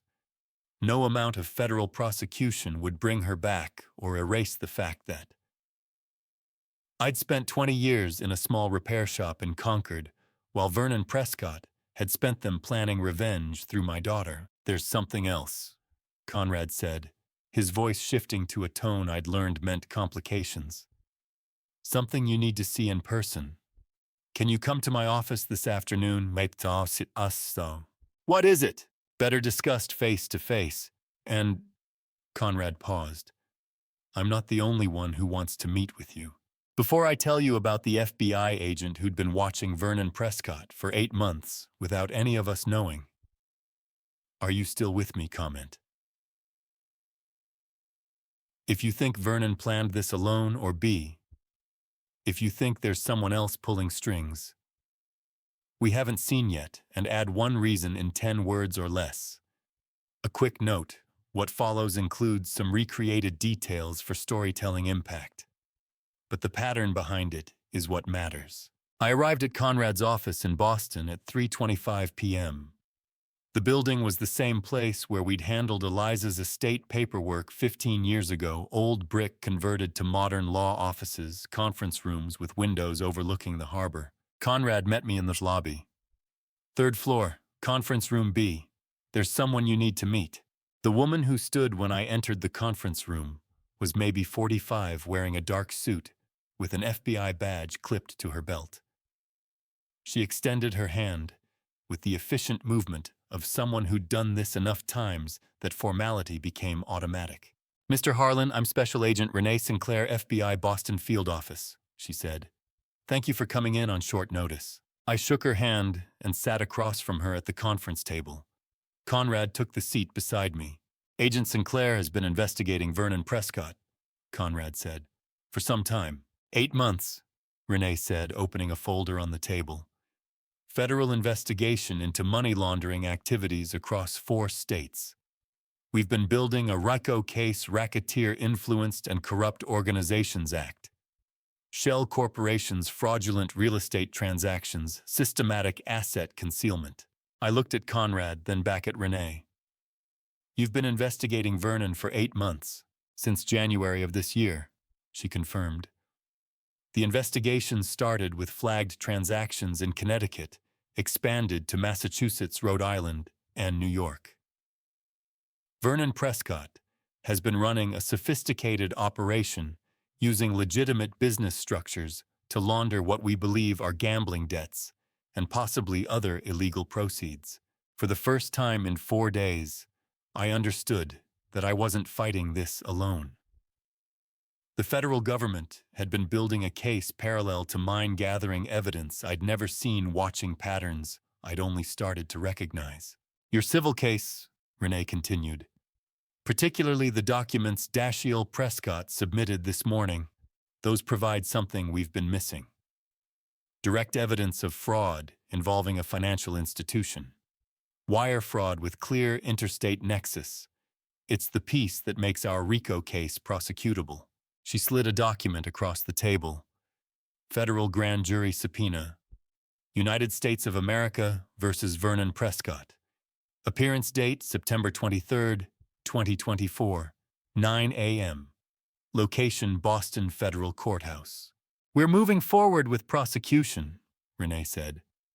If you're willing to cooperate, share your evidence, provide testimony about the forgery and the targeting of your daughter's property, we can proceed with both criminal charges and civil asset recovery. Vernon Prescott won't just lose this scheme. He'll lose everything, and he'll face federal prison time. I held the subpoena in my hands, looking at the date. September 23rd. 17 days from today. I'll cooperate, I said. Renee nodded. Then Vernon Prescott has exactly 17 days before his entire empire collapses under oath. I held the grand jury subpoena in my hands. September 23rd, 2024. 9 a.m. Boston Federal Courthouse. And realized Vernon Prescott had exactly 17 days before his entire empire collapsed under oath. 17 days felt both too long and not long enough. Renee's voice carried the particular satisfaction of an investigator who'd just discovered one criminal robbing another. How well do you know Tamsin Gallagher? I was still sitting in Conrad's conference room, the grand jury subpoena on the table between us. She's the attorney who drafted the forged documents, having an affair with Dashiell. Why? Because our forensic accounting team found something interesting, Renee said, sliding another document across the table. Tamsin Gallagher transferred $1.8 million from the Prescott Company's final liquid account into an LLC registered under her name. 3 separate transactions over the past 6 weeks. I looked at the transfer records. 3 wire movements. $599,000. $598,500. $602,500. Each one, Renee continued, structured to stay just under the $600,000 threshold that triggers automated IRS review. Someone with legal training who knew exactly how to avoid detection. Conrad leaned forward, reading the dates. She's been planning this extraction for months. While advising Vernon on asset protection strategies, she was positioning herself to take everything that wasn't already seized or frozen. Dashiell thinks he's protecting the family fortune, I said quietly. He doesn't know there's nothing left to protect. Vernon's gambling debts consumed the legitimate assets. Zelda's offshore accounts are frozen pending investigation. And now Tamsin, the person he trusted to draft the legal strategy, has stolen whatever remained. Renee nodded. Tamsin Gallagher will face disbarment and federal charges for misappropriation of client funds. But the timing tells us something important. She knew this scheme was going to fail. She extracted her payment before the collapse. The dark vindication I felt wasn't satisfaction exactly. More like watching a machine I'd set in motion continue operating with mechanical precision, destroying everyone who'd touched it. I left Conrad's office at 6:30 and drove back to the mansion, as evening settled over the September landscape. The sky held that particular quality of late summer light, gold, fading to purple, promising autumn. My phone rang at 7 o'clock. Unknown number. I answered. Professor Harlan. The voice was male, younger, uncertain. This is Desmond Mercer. I don't know if you remember me. Desmond, I said, memory clicking into place. Finance ethics course. Post-Wall Street curriculum. You graduated in 2009. Yes, sir. Relief in his voice. I'm a senior auditor at First Capital Lending now. The Prescott fraud file hit my desk at 9:47 this morning through our automated detection system. When I saw the property address and recognized your wife's name on the original purchase documents, I held the file without processing it. I wanted to contact you first. I sat down in the mansion's living room, looking at the window where I'd first seen Callista's frozen posture 4 days ago. Desmond Mercer 40 appeared on the video screen. When I switched to video call, the careful posture of an auditor who'd spent 15 years building a reputation for finding what others missed. The bank needs representation tomorrow, I said. There's a situation developing. Can you appear at a meeting representing First Capital's interests? What kind of meeting? The kind where everyone discovers they've been lied to, I said. The kind where fraud becomes undeniable. Desmond was quiet for 3 seconds. Then you taught me that evidence never lies, Professor. Just people. I keep my teacher's word. Send me the details. After we hung up, I sat in the living room for a long time. The same room where Eliza used to grade student papers beside me on autumn evenings 20 years ago, back when I still taught finance courses and believed expertise could be passed down through careful explanation. She'd always said that the best students weren't the ones who memorized formulas. They were the ones who understood why the formulas existed, who could see patterns in numbers that told stories about human decisions. Desmond had been one of those students. I was preparing for bed at 11:30 p.m. when my phone rang again. Renee Sinclair. Dashiell Prescott just tried to leave the state, she said without preamble. Booked a 1:15 a.m. flight to Las Vegas from Logan Airport. One-way ticket. Cash purchase at the airport counter 30 minutes ago. He was running. FBI agents with a court-issued travel restriction order intercepted him at the boarding gate. No arrest, just a formal notification that he was prohibited from leaving Massachusetts pending the federal investigation, and a request that he present himself for questioning Monday morning. He's being released now. I checked my watch. 11:45 p.m. Where will he go? Home, probably. Or to his parents. Or nowhere, just drive around trying to understand how everything fell apart in 12 hours. Renee's voice carried the clinical assessment of someone who'd watched desperate people make desperate choices. He doesn't know about the grand jury subpoena yet. Vernon hasn't told him. He doesn't know about Tamsin stealing the remaining assets. He just knows something went catastrophically wrong between submitting those documents this morning and trying to flee tonight. But he'll still show up tomorrow, I said. He'll show up, Renee confirmed, because he thinks the plan can still be saved, or because he has no other choice. Either way, tomorrow morning at that notary office, Dashiell Prescott walks into a room thinking he still has cards to play. The Prescott empire was collapsing like a house of cards built on a foundation that was never there, each level falling faster than the one above it. The whole structure revealing itself as nothing but air and deception, held together by the belief that no one would look too closely. I ended the call and set the phone on the nightstand in the mansion's guest bedroom, where I'd been sleeping since Wednesday. The exhaustion I felt was deep and complete, not the fatigue of work, but the bone tiredness of someone who'd carried a weight for so long that setting it down felt strange, almost wrong. Tomorrow morning at the notary office, Dashiell would discover the mansion was never his to claim. Tamsin had stolen everything he thought remained. The federal government was waiting with charges that would end his career, and possibly his freedom. Vernon faced a grand jury in 17 days, and Callista, my daughter, who'd spent 4 months recording evidence while pretending to be helpless, would finally be free of the people who'd spent 20 years planning to destroy her life. Tomorrow arrived. The black suit still fit after 15 years in the closet. Same shoulders, same sleeve, length different man inside it. I stood in the mansion's guest bedroom at 6:30 Saturday morning, looking at myself in the mirror and barely recognizing the person looking back. This was who I'd been before Eliza's diagnosis. Before I'd walked away from Wall Street to spend her final year teaching her to laugh through pain. Before I'd chosen a small repair shop in Concord over corner offices and conference calls that meant nothing compared to holding her hand while she slept. 15 years wearing khakis and flannel shirts, fixing radios for retirees who remembered when electronics were built to last. 15 years of cover identity so complete I'd almost forgotten it was a disguise. Today the disguise came off. Callista was already in the kitchen when I came downstairs. She wore a simple navy dress, not chosen to look pretty, but to look clear-ready, like someone who'd made decisions and was prepared to watch them executed.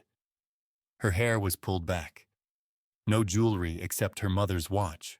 She looked up when I entered and stopped mid-motion coffee cup halfway to her lips. "You look completely different," she said quietly. "I've never seen you like this."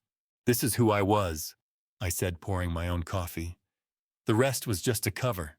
How long have you been planning this? Planning what, the suit?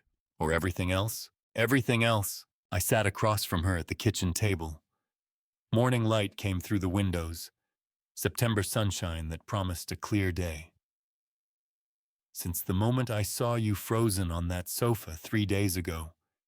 Maybe since the moment you bought this house and I made you sign that prenup you thought was paranoid.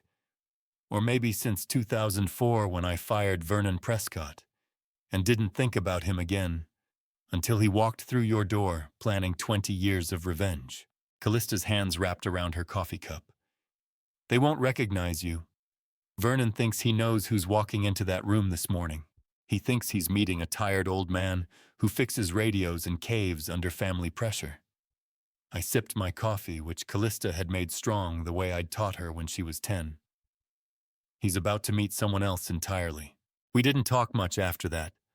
Some silences carry more weight than conversation. We ate breakfast, toast, eggs, simple food that required no attention, and then at 8:30 we got into my truck for the drive to Boston. The highway stretched east under clear sky. Saturday morning traffic light. Callista sat in the passenger seat looking out the window at landscape passing. Halfway to the city, she reached across and touched my hand where it rested on the gear shift. No words, just acknowledgement. Today her father stopped pretending. I squeezed her hand once, then returned mine to the wheel. The glass office building on Newbury Street rose 8 floors, modern architecture, trying to blend with Boston's historic brick. The elevator opened on the 8th floor at 9:48 a.m. A small reception area led to conference rooms with frosted glass doors. Room 804. The door was open. Vernon and Zelda Prescott sat at the conference table like they owned it. Vernon wore a charcoal suit that probably cost $3,000. Zelda wore cream-colored silk that caught the morning light, coming through floor-to-ceiling windows.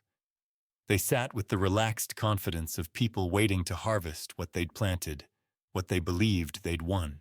A younger man sat at the corner of the table with a laptop open. Desmond Mercer. He looked up when we entered, his expression carefully neutral, the face of a bank representative attending a routine property transaction, nothing more. Vernon and Zelda didn't recognize him. Why would they? Just another functionary in a system they thought they'd manipulated successfully. I placed my old leather briefcase on the table. Didn't open it. Didn't explain it. Just set it down with the deliberate movement of someone who knew exactly what it contained and exactly when to reveal it. Vernon stood extending his hand with the smile of a man who thought he'd already won. "Thaddeus, good to see you." I know this is difficult, but it's the right thing. Eliza would have wanted the estate handled properly, would have wanted family to support each other during difficult times. I shook his hand. Firm grip, maintained eye contact, let him think he was reading me correctly. Zelda turned to Callista with grandmother warmth. You look lovely, dear. Such a mature young woman now. This must be so hard for you, but you're being very brave. Callista smiled slightly, said nothing, sat in the chair beside me. Desmond spoke for the first time. Good morning. I'm representing First Capital Lending's interests in today's proceedings. Just here to review documentation and ensure compliance with standard banking requirements. Vernon barely glanced at him. Of course. Everything's in order. We have all the necessary paperwork. I sat down slowly, adjusting the briefcase so it sat squarely in front of me. My hands rested on the table, relaxed, while I watched Vernon settle back into his chair, with the satisfaction of someone who'd orchestrated this moment for months and watched it unfold exactly as planned. Vernon's smile had the particular warmth of a predator that doesn't realize it's already caught in a larger trap. He thought he was sitting across from a man who'd capitulated. A father worn down by family pressure, convinced by legal documents and emotional manipulation to sign away his daughter's security. What he was actually sitting across from a man who'd spent 15 years hiding strategic instincts honed through 30 years of reading people who lied for a living. A man who'd watched Vernon's entire scheme unfold while gathering evidence that would send him to federal prison. A man who'd brought witnesses Vernon didn't recognize and documentation Vernon didn't know existed. Vernon looked at me across the polished conference table with the relaxed confidence of someone about to close a long-planned victory, the same expression I'd seen on traders' faces seconds before they realized the market had turned against them. That look right before people sign things that ruin their lives. Dashiell walked through the conference room door at 10:03 a.m. with the particular exhaustion of someone who'd spent the night learning fear, had a specific sound, federal agents saying, "We need to talk." His Brioni suit looked slept in his hair, uncombed, his eyes carrying the hollow shock of a man who'd watched his escape route close like a bear trap around his ankle. Dashiell. Vernon rose from his seat, his voice smooth as aged bourbon. We were beginning to worry. Margaret was kind enough to wait. He gestured to the notary, who sat with her embosser arranged precisely on the conference table, her expression professionally neutral. I remained seated in my Wall Street suit, my briefcase resting against my chair leg. Zelda stood by the window, her posture relaxed, her eyes sharp. The 7 folders waited in my case like loaded guns. I apologize, Dashiell said, his voice scraped raw. There was a situation at the airport. Federal agents. They had questions about financial irregularities, about Tamsin's allegations. He looked at Vernon with desperate hope. They kept me until an hour ago. They said they're investigating everything. Vernon's smile never faltered. Federal fishing expeditions. Standard harassment tactics. Once these documents are signed and notarized, once proper governance is restored, we'll have the institutional resources to push back appropriately. He pulled out Dashiell's chair. Please, sit. Let's finish what we started. Dashiell sank into the chair like a drowning man grabbing driftwood.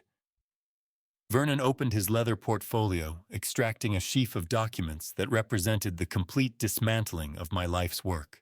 Before we proceed, Vernon began, his voice carrying the practiced authority of a man who'd spent 40 years in boardrooms.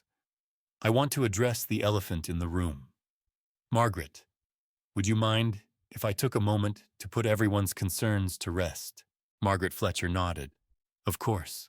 Vernon stood, moving to the head of the table with the ease of a born performer.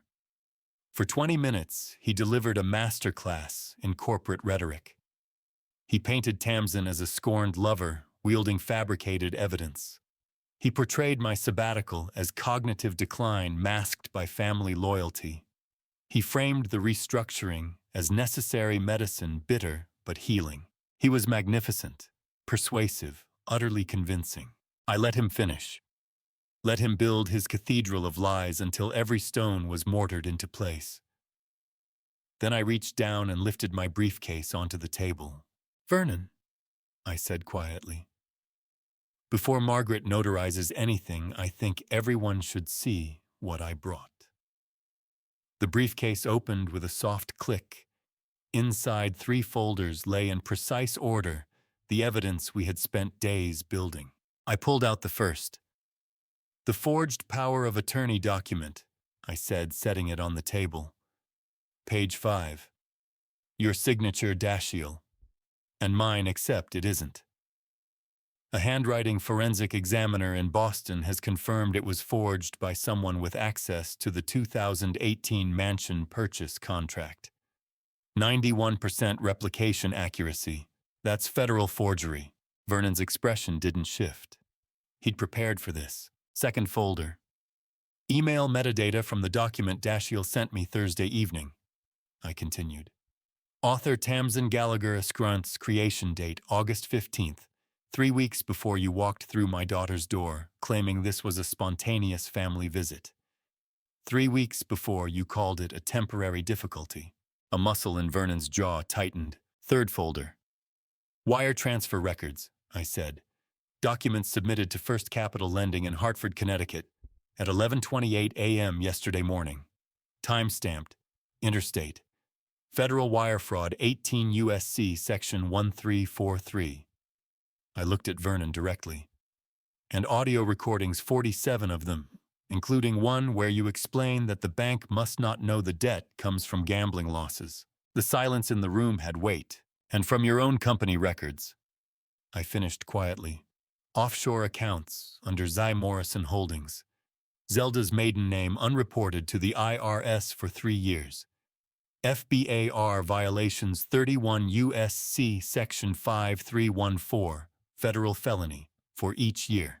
Vernon found his voice, though it came out strangled. "You can't prove any of this. You've been gone for a year. You don't know what you're talking about." The conference room door opened. Conrad Townsend walked in first, his bearing carrying the quiet authority of someone who had spent 25 years winning cases nobody thought were winnable. Behind him came Renee Sinclair, her FBI badge visible on her belt. "Actually," Conrad said, his voice steady and deliberate, "we can prove all of it. Every transaction, every forged signature, every laundered dollar. Mr. Harlan has been working with counsel for months. Everything in those folders has been independently verified and is ready for federal proceedings." Renee stepped forward, her eyes locked on Vernon. "Mr. Prescott, I'm Special Agent Renee Sinclair, FBI Boston Field Office. You are a subject in an active federal investigation into wire fraud, money laundering, and conspiracy to commit financial crimes. I need you to understand your rights. You have the right to remain silent. Anything you say can and will be used against you in a court of law. You have the right to an attorney. If you cannot afford an attorney, one will be appointed for you. Do you understand these rights?" Vernon's face collapsed like a demolition in slow motion. His eyes moved from the folders to Conrad, to Renee, to me, comprehension finally detonating in his mind like a shaped charge. I had never left. I had simply changed battlefields. And he'd walked into my kill zone thinking he was attending a signing ceremony. Desmond Mercer stood from the corner table, unplugged his laptop, and moved to the wall-mounted monitor with the deliberate precision of someone who'd rehearsed this moment in his mind for years. Vernon barely registered him. The handcuffs hadn't clicked yet. Renee had just finished reading Miranda Rights, and the words still hung in the air. But Vernon's eyes stayed locked on me, searching for some escape route in my expression that didn't exist. Desmond plugged a USB drive into the monitor. The screen flared to life with a spreadsheet that covered 5 years of Prescott financial records. 23 line items glowed red like arterial bleeding across the columns.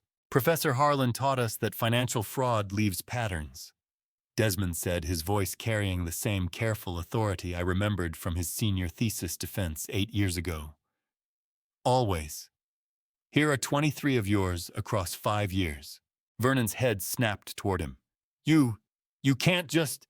This is a private consultation.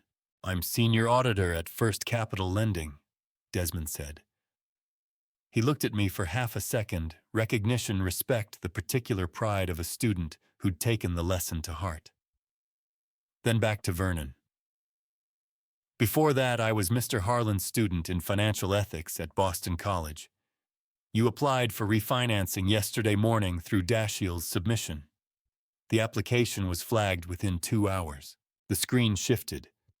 8 transactions highlighted in amber, each one dancing just below the $10,000 federal reporting threshold. Structured deposits. Classic avoidance behavior. No loan has been approved, Desmond continued. None will be. Your file entered federal review at 9:47 a.m. yesterday. First Capital Lending reported these findings to FinCEN 3 hours later. Dashiell made a sound, half gasp, half groan. He'd thought he was helping his father navigate financial difficulty. Instead, he'd been the match that lit the fuse. Desmond clicked again. 3 offshore accounts appeared, transaction histories showing funds flowing from Prescott Holdings into Cayman entities registered under shell corporations, with Zelda's signature on the incorporation papers. The patterns are always there, Desmond said quietly, looking at me again. You just have to know how to read them. You taught me that. I nodded once. 8 years ago, I'd taught a classroom full of undergraduates about forensic accounting and ethical obligations. I'd never imagined one of them would help me dismantle the man who'd destroyed my wife. But life's symmetries sometimes arrive unexpected. Renee finished reading Vernon his rights. She didn't cuff him, not yet. Mr. and Mrs. Prescott, she said, her voice shifting from Miranda cadence to briefing tone. You are persons of interest in an ongoing federal investigation into wire fraud, forgery, and potential money laundering. You are not under arrest at this time, but there are conditions. Vernon found his voice, though it came out strangled. This is entrapment. You can't just… You will not leave Massachusetts, Renee continued as if he hadn't spoken. You will not destroy, alter, or dispose of any documents, digital files, or records. You will not contact any witnesses or persons connected to this investigation. You will appear at the FBI Boston Field Office, 201 Maple Street, Monday, September 9th, at 9 a.m. for formal questioning. At that time, your Miranda rights will be read again in a custodial context. I want a lawyer, Vernon said. You have the right to an attorney, Renee replied. I strongly advise you to use it. Monday, 9 a.m. Bring counsel. We'll be waiting. I watched Zelda through this entire exchange. She sat motionless, staring at her hands, manicured, expensively ringed, folded in her lap, with the particular stillness of someone realizing the performance is over. For 15 years, she'd played the role of Vernon's elegant partner, the foundation wife, the society presence. Now, the curtain had dropped, and the lights were coming up, and she sat alone on an empty stage, understanding that every exit was blocked. She looked up, once met my eyes. I saw no defiance, no rage, just the hollow recognition of someone who'd gambled everything on a losing hand and finally understood the count. Conrad gathered his files. Renee pocketed her credentials. Desmond unplugged his USB drive. The conference room that had been designed for document signings and corporate celebrations now felt like a crime scene after the investigators had finished their work. Margaret Fletcher, the notary who'd waited patiently through the entire operation, packed her embosser without comment. Some witnesses are paid for silence. Some just understand when discretion is the better part of survival. I stepped into the hallway. Through the glass door panel, I could see Callista still seated across from Dashiell. I shouldn't have watched. But sometimes you bear witness because it matters even when it hurts. Callista's voice carried through the door crack, soft but clear. I loved you. I still do, in the way you love something that's already gone. But love isn't enough when you choose your father's lies over your own conscience. I didn't know Cal. I swear I didn't know how far he'd… Dashiell's voice broke. You knew enough, Callista said. The words carried no anger, just truth delivered with surgical precision. You could have said no to your father any time in the past 4 months. When he asked you to submit the refinancing application. When he pushed you to pressure me. When he told you to bring that signing packet to our house. You chose silence every time. A chair scraped. Callista stood. Through the glass, I watched my daughter gather her coat, with movements that carried the weight of someone closing a door that was already broken. Acknowledgement, not anger. Good luck, Dashiell, she said. I stepped back from the door before it opened. Callista emerged, saw me standing there, and stopped. We looked at each other for 1 second. No words needed. I nodded. She nodded back. We walked out together through the notary office reception, past the paralegal, who kept her eyes carefully on her computer screen through the glass doors that led to Newberry Street. The September sunshine hit cold and clear. Saturday morning shoppers moved past with coffee cups and shopping bags, their lives untouched by federal investigations and 15-year revenge missions. Behind us, the conference room held 3 people surrounded by evidence of crimes they could no longer deny. The victory felt exactly as hollow as I'd known it would. Justice served. Revenge achieved. And still, Eliza remained 15 years gone, her absence a permanent hole in the world that no amount of prosecutorial success could fill. Callista and I walked in silence. Sometimes silence is the only language grief knows how to speak. 3 months after the confrontation, I learned that justice in America consists mostly of white papers with numbers and statute citations processed by people who never knew Eliza's name but did their jobs anyway. Conrad called on a Tuesday in late November with the systematic precision he brought to everything. I was in the Concord Mansion library, the same room where I'd planned this operation 15 years earlier, surrounded by financial textbooks that had taught me how to read the patterns Vernon thought he'd hidden. Vernon's trial is scheduled for February 2025, Conrad said. The wire fraud charge alone carries up to 20 years under 18 U.S.C. Section 1343. His attorney is discussing plea arrangements, but the forgery counts complicate any deal. The prosecution has documentation on 43 separate instances. I listened to him recite the machinery of federal justice. Vernon Prescott, charged with wire fraud and forgery.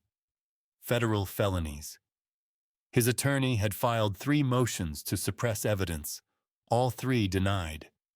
The trial would proceed in Boston, Judge Catherine Brennan, presiding, a former prosecutor known for running an efficient courtroom and handing down sentences at the top of guideline ranges. Zelda's being prosecuted separately, Conrad continued. FBAR violations, failure to report foreign bank accounts and Bank Secrecy Act violations. Her assets are frozen pending proceedings. She's retained separate counsel. They're not coordinating defense strategies anymore. Even in destruction, the Prescotts fractured along predictable fault lines. Vernon and Zelda had presented a united front for 40 years. Now facing federal charges, each one hired their own attorney and stopped speaking to the other.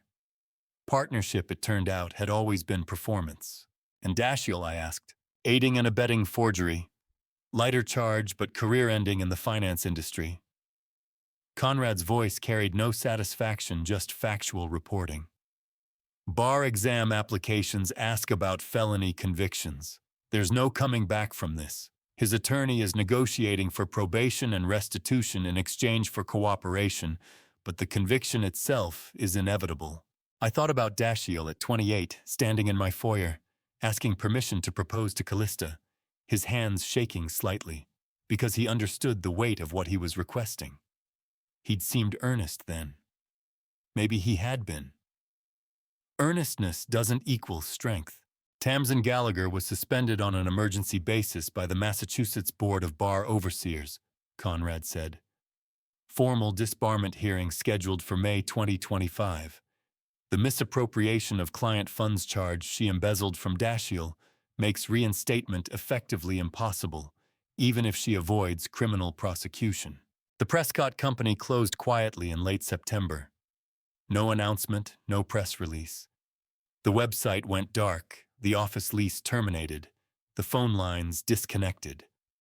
Vernon's 40-year legacy dissolved into public records requests and archived in corporation papers. I watched the legal machinery process the Prescott family's destruction with the same mechanical efficiency as an assembly line. No malice, no mercy, just systematic execution of function. Prosecutors filed charges because evidence warranted it. Judges scheduled hearings because dockets required it. Attorneys filed motions because procedure demanded it. None of them knew Eliza. None of them had sat beside her hospital bed through those final weeks, watching someone who'd built her life around precision and grace lose both slowly and without mercy. None of them had held her hand as the monitors flatlined, but they did their jobs. And somehow that mattered more than I'd expected and less than I'd hoped. "The system works," Conrad said, perhaps sensing my thoughts. Slowly, impersonally, but it works. We hung up. I sat in the library for an hour watching November afternoon light fade across the bookshelves that held 15 years of research planning and patient vengeance. Justice had been served. I felt exactly as empty as I'd known I would. The call came the Wednesday before Thanksgiving. I was in a small electronics repair shop in Concord, working on an old FM radio I'd found at an estate sale. The owner let me use his workbench sometimes, when I needed the particular peace that comes from fixing broken things. Dashiell's number appeared on my phone screen. I almost didn't answer. "Professor Harlan," he said, still using the old title, still looking for some framework to structure our relationship. "Dashiell." Silence stretched between us like a wire pulled taut. I didn't fill it. I turned the radio circuit board over in my hands, examining solder joints that had held for 40 years before finally failing. "Why didn't you stop me earlier?" His voice carried something I couldn't quite identify. Not anger, not quite confusion. "You knew from the beginning what my father was doing. You could have warned me, told me not to help him, but you didn't. You just watched me walk into it." I set down my tools. "Because you needed to choose. I can stop an action, but I cannot change a person. That's your job, not mine." "I didn't understand." "You understood enough," I said quietly. "Callista told you her concerns. Conrad's investigation was visible to anyone paying attention. You chose your father's version of reality because it was easier than facing what you knew was true." Long silence. When Dashiell spoke again, his voice sounded smaller, different. "I want to visit Callista. Talk to her. Explain." I held the radio's circuit board up to the light, examining the connections. Some broken beyond repair. Some salvageable with the right tools and patience. The important thing was knowing which was which. "That's my daughter's decision, not mine," I said. "Call her." I hung up. Set the phone down. Returned to the radio. There are things that can be fixed and things that cannot. Wisdom lies in distinguishing between them. The phone rang again that same afternoon. Callista's number. "Dad, Dashiell just texted me. He wants to meet, talk, explain." Long pause. I heard her breathing steady and controlled. "I'm going to sign the divorce papers first, then decide if there's anything left worth hearing." Her voice carried the same calm Eliza had when making decisions that couldn't be unmade. My daughter, my wife's daughter, strong in ways neither of us had needed to teach her, because she'd learned them by watching what strength looked like when the world demanded it. "That sounds wise," I said. "Yeah," she replied. "It does." I sat in the hallway chair outside Conrad's office, watching December rain streak the Boston window, thin, continuous, cold strings, while inside my daughter signed papers ending a marriage that had died 4 months ago in a notary office on Newbury Street. Massachusetts' uncontested divorce within the 120-day window. Premarital assets protected by the prenuptial agreement Conrad had insisted on 3 years ago, despite Callista's protests that it felt unromantic. Dashiell contested nothing. No custody disputes, no property divisions, just dissolution of a legal contract that had outlived whatever love had originally justified it. I checked my watch. 17 minutes since Conrad had closed his office door. 17 minutes to dismantle what had taken 3 years to build and 4 months to destroy. No crying came through the door. No raised voices. Just the occasional sound of pages turning and pens scratching against paper, the administrative machinery processing human failure into court-stamped documentation. The door opened. Callista emerged, throwing her coat over her shoulders, and I stood automatically scanning her face for damage. Instead, I found something I hadn't expected: clarity. "Dad," she said, and her voice carried none of the fragility I'd braced for. "I don't regret loving him. I just regret not seeing sooner." I nodded slowly, recognizing the particular wisdom that comes from surviving something that nearly broke you. Love isn't blind. It just sees with different eyes. It sees potential, possibility, what could be. The hardest part is accepting what is. She smiled, small but genuine. "Yeah, that's exactly it." Conrad appeared in the doorway with a manila folder. "All filed. The court will process within 30 days. You'll receive confirmation by mail." "Thank you," Callista said. She took the folder, tucked it under her arm like any other piece of mail, and looked at me. "I'm hungry. Can we find somewhere warm?" We found a small diner 3 blocks away. The kind of place that had been serving coffee and comfort food to Boston locals since before either of us was born. Red vinyl booths, laminate tables, the smell of bacon grease and brewing coffee mixing with December cold every time the door opened. Callista ordered coffee black, no sugar, the same way Eliza had ordered it for 25 years. I watched her wrap her hands around the mug, the same gesture, the same unconscious comfort-seeking in warmth, and realized my daughter had inherited more than her mother's voice. She'd inherited the same steel spine that let Eliza face a terminal diagnosis with grace instead of rage. "Mom would be proud of you," Callista said quietly, looking at me over the coffee rim. "Not for the revenge, though. I think she'd understand that too.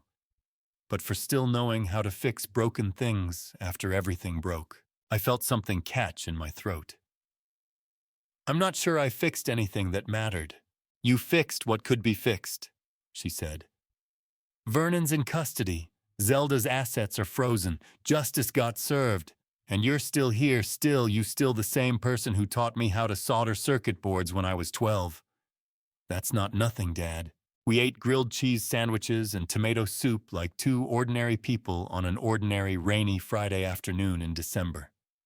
The weight of federal prosecutions and 15-year revenge missions stayed outside in the cold where they belonged. For an hour, we were just father and daughter, surviving together the way we'd learned to survive after Eliza died. Conrad called that morning. 3 former clients reached out, he said. They want you back, consulting basis, substantial fees, your terms. Lawrence and Klein mentioned 7 figures annually for quarterly portfolio audits. I was sitting at the diner table watching December rain streak the window, Callista's empty coffee cup still warm beside mine. "Thanks, Conrad," I said. "I'm busy." "Thaddeus, these are serious." "I know, I'm still busy. Talk soon." I hung up. Set the phone face down on the laminate table. The offers were real, and I felt nothing about turning them down. That told me everything I needed to know about where I actually wanted to be. The phone rang Tuesday afternoon while I soldered connections on a 1970s Zenith shortwave. Callista's number. Her voice carried something I hadn't heard in months, actual lightness. "Dad, I have good news. Something I'm doing for the first time in... well, for the first time." She paused and I could hear her smiling through the phone. "Tell me," I said. Callista knelt in the mansion's front garden on a Saturday morning in late December, hands earthy and cold, planting winter flowers that had no business blooming in Massachusetts, but did anyway, because some things survive despite every condition telling them not to. I stood on the front steps watching her work. The house looked the same as it had for 20 years. Same stone facade, same tall windows, same oak door with brass fixtures Eliza had chosen from a catalog one Sunday afternoon in 2004. But the atmosphere had changed in ways no renovation could achieve. The suffocating weight that had held this property hostage through months of surveillance footage, forged documents, and calculated deception had lifted like fog burning off under winter sun. She patted soil around a cluster of purple and yellow pansies, their faces improbably cheerful against December brown. Then she sat back on her heels and surveyed her work with the quiet satisfaction of someone who had decided this mattered. I walked down the steps and sat beside her on the cold stone. Neither of us spoke for several minutes. The silence felt comfortable, the particular quiet of two people who understand without words that something fundamental has shifted. "You know, Dad," Callista said, finally still looking at the flowers, "I never truly lived in this house. I always felt I was hiding inside it, waiting for something to end or begin. And now," I asked. She turned to face me, her expression clear in the winter light. "Now it's my home. Not because I want it back, because I chose to stay for the right reasons." That was the thing she had done for the first time. Not planting. Belonging. We went inside when the cold got too sharp. Callista cooked dinner that evening, rosemary chicken, simple and warm. The kitchen filled with smells that reminded me of Sunday meals when Eliza was alive, when the three of us would sit around this same table solving the world's problems over good food and strong coffee. Callista pulled Eliza's old recipe box from the cabinet, found the handwritten card, studied it a moment, then set it aside and continued from memory. "Did you know from the start?" she asked quietly. "About Dashiell. About Vernon." I suspected. "But suspicion isn't proof. And I never wanted to break what you chose as long as you didn't need me to." She nodded, sliding the roasting pan into the oven. "And when I asked you to buy time at the diner, then I knew you needed me." She turned around and leaned against the counter. "If I hadn't bought time that day, if I'd signed, would you have made it in time?" The truthful answer tasted bitter. "I don't know, maybe not." Callista met my eyes, and I saw Eliza looking back at me, the same unflinching clarity, the same refusal to accept comfortable lies. "Thank you for not saying definitely yes, just to make me feel better." We ate at the kitchen table. She poured wine red and dry. We talked about small things, her plans for the east bedroom, my backlog at the shop, whether the winter pansies would survive January frost. I looked at my daughter across the table, 32, holding her wine glass like someone who had decided something and felt at peace with that decision. She had stood up entirely on her own. That was what truly mattered. Not the evidence folders, not the grand jury subpoena, not Vernon Prescott being escorted from room 804 with his empire in pieces. This quiet kitchen, this ordinary dinner, this daughter who finally called her house a home. That was what the fight had always been for. And to you listening to my story, remember this: revenge achieved is not the same as peace earned. I spent 20 years building Vernon's destruction. I got everything I wanted: the evidence, the arrest, the prosecution. But when it was over, I realized something. The hollow feeling I'd carried since Eliza died hadn't disappeared. Justice served doesn't erase loss. Don't make my mistake of thinking revenge will heal what grief has broken. The real lesson in family stories: revenge isn't about the destruction you can bring to those who hurt you. It's about knowing what you're protecting and who you're willing to become. I believe God allowed me to see Vernon's crimes so I could choose every day for 15 years, whether to let rage define me or let purpose guide me. These family stories, revenge, teaches us, aren't just about the fight. They're about who you are when the fight is over. The question isn't, can you win? It's, who will you be after? If this story moved you, please leave a comment. Tell me what you think about patience versus immediate action. Share this with someone who needs to hear it. And if you want more family stories, revenge like this, fathers protecting their families, justice delayed but not denied, subscribe to Dad Family Revenge. Thank you for staying until the very end. One final note, some details have been fictionalized for privacy and storytelling. What matters most is the message, and I hope it stays with you.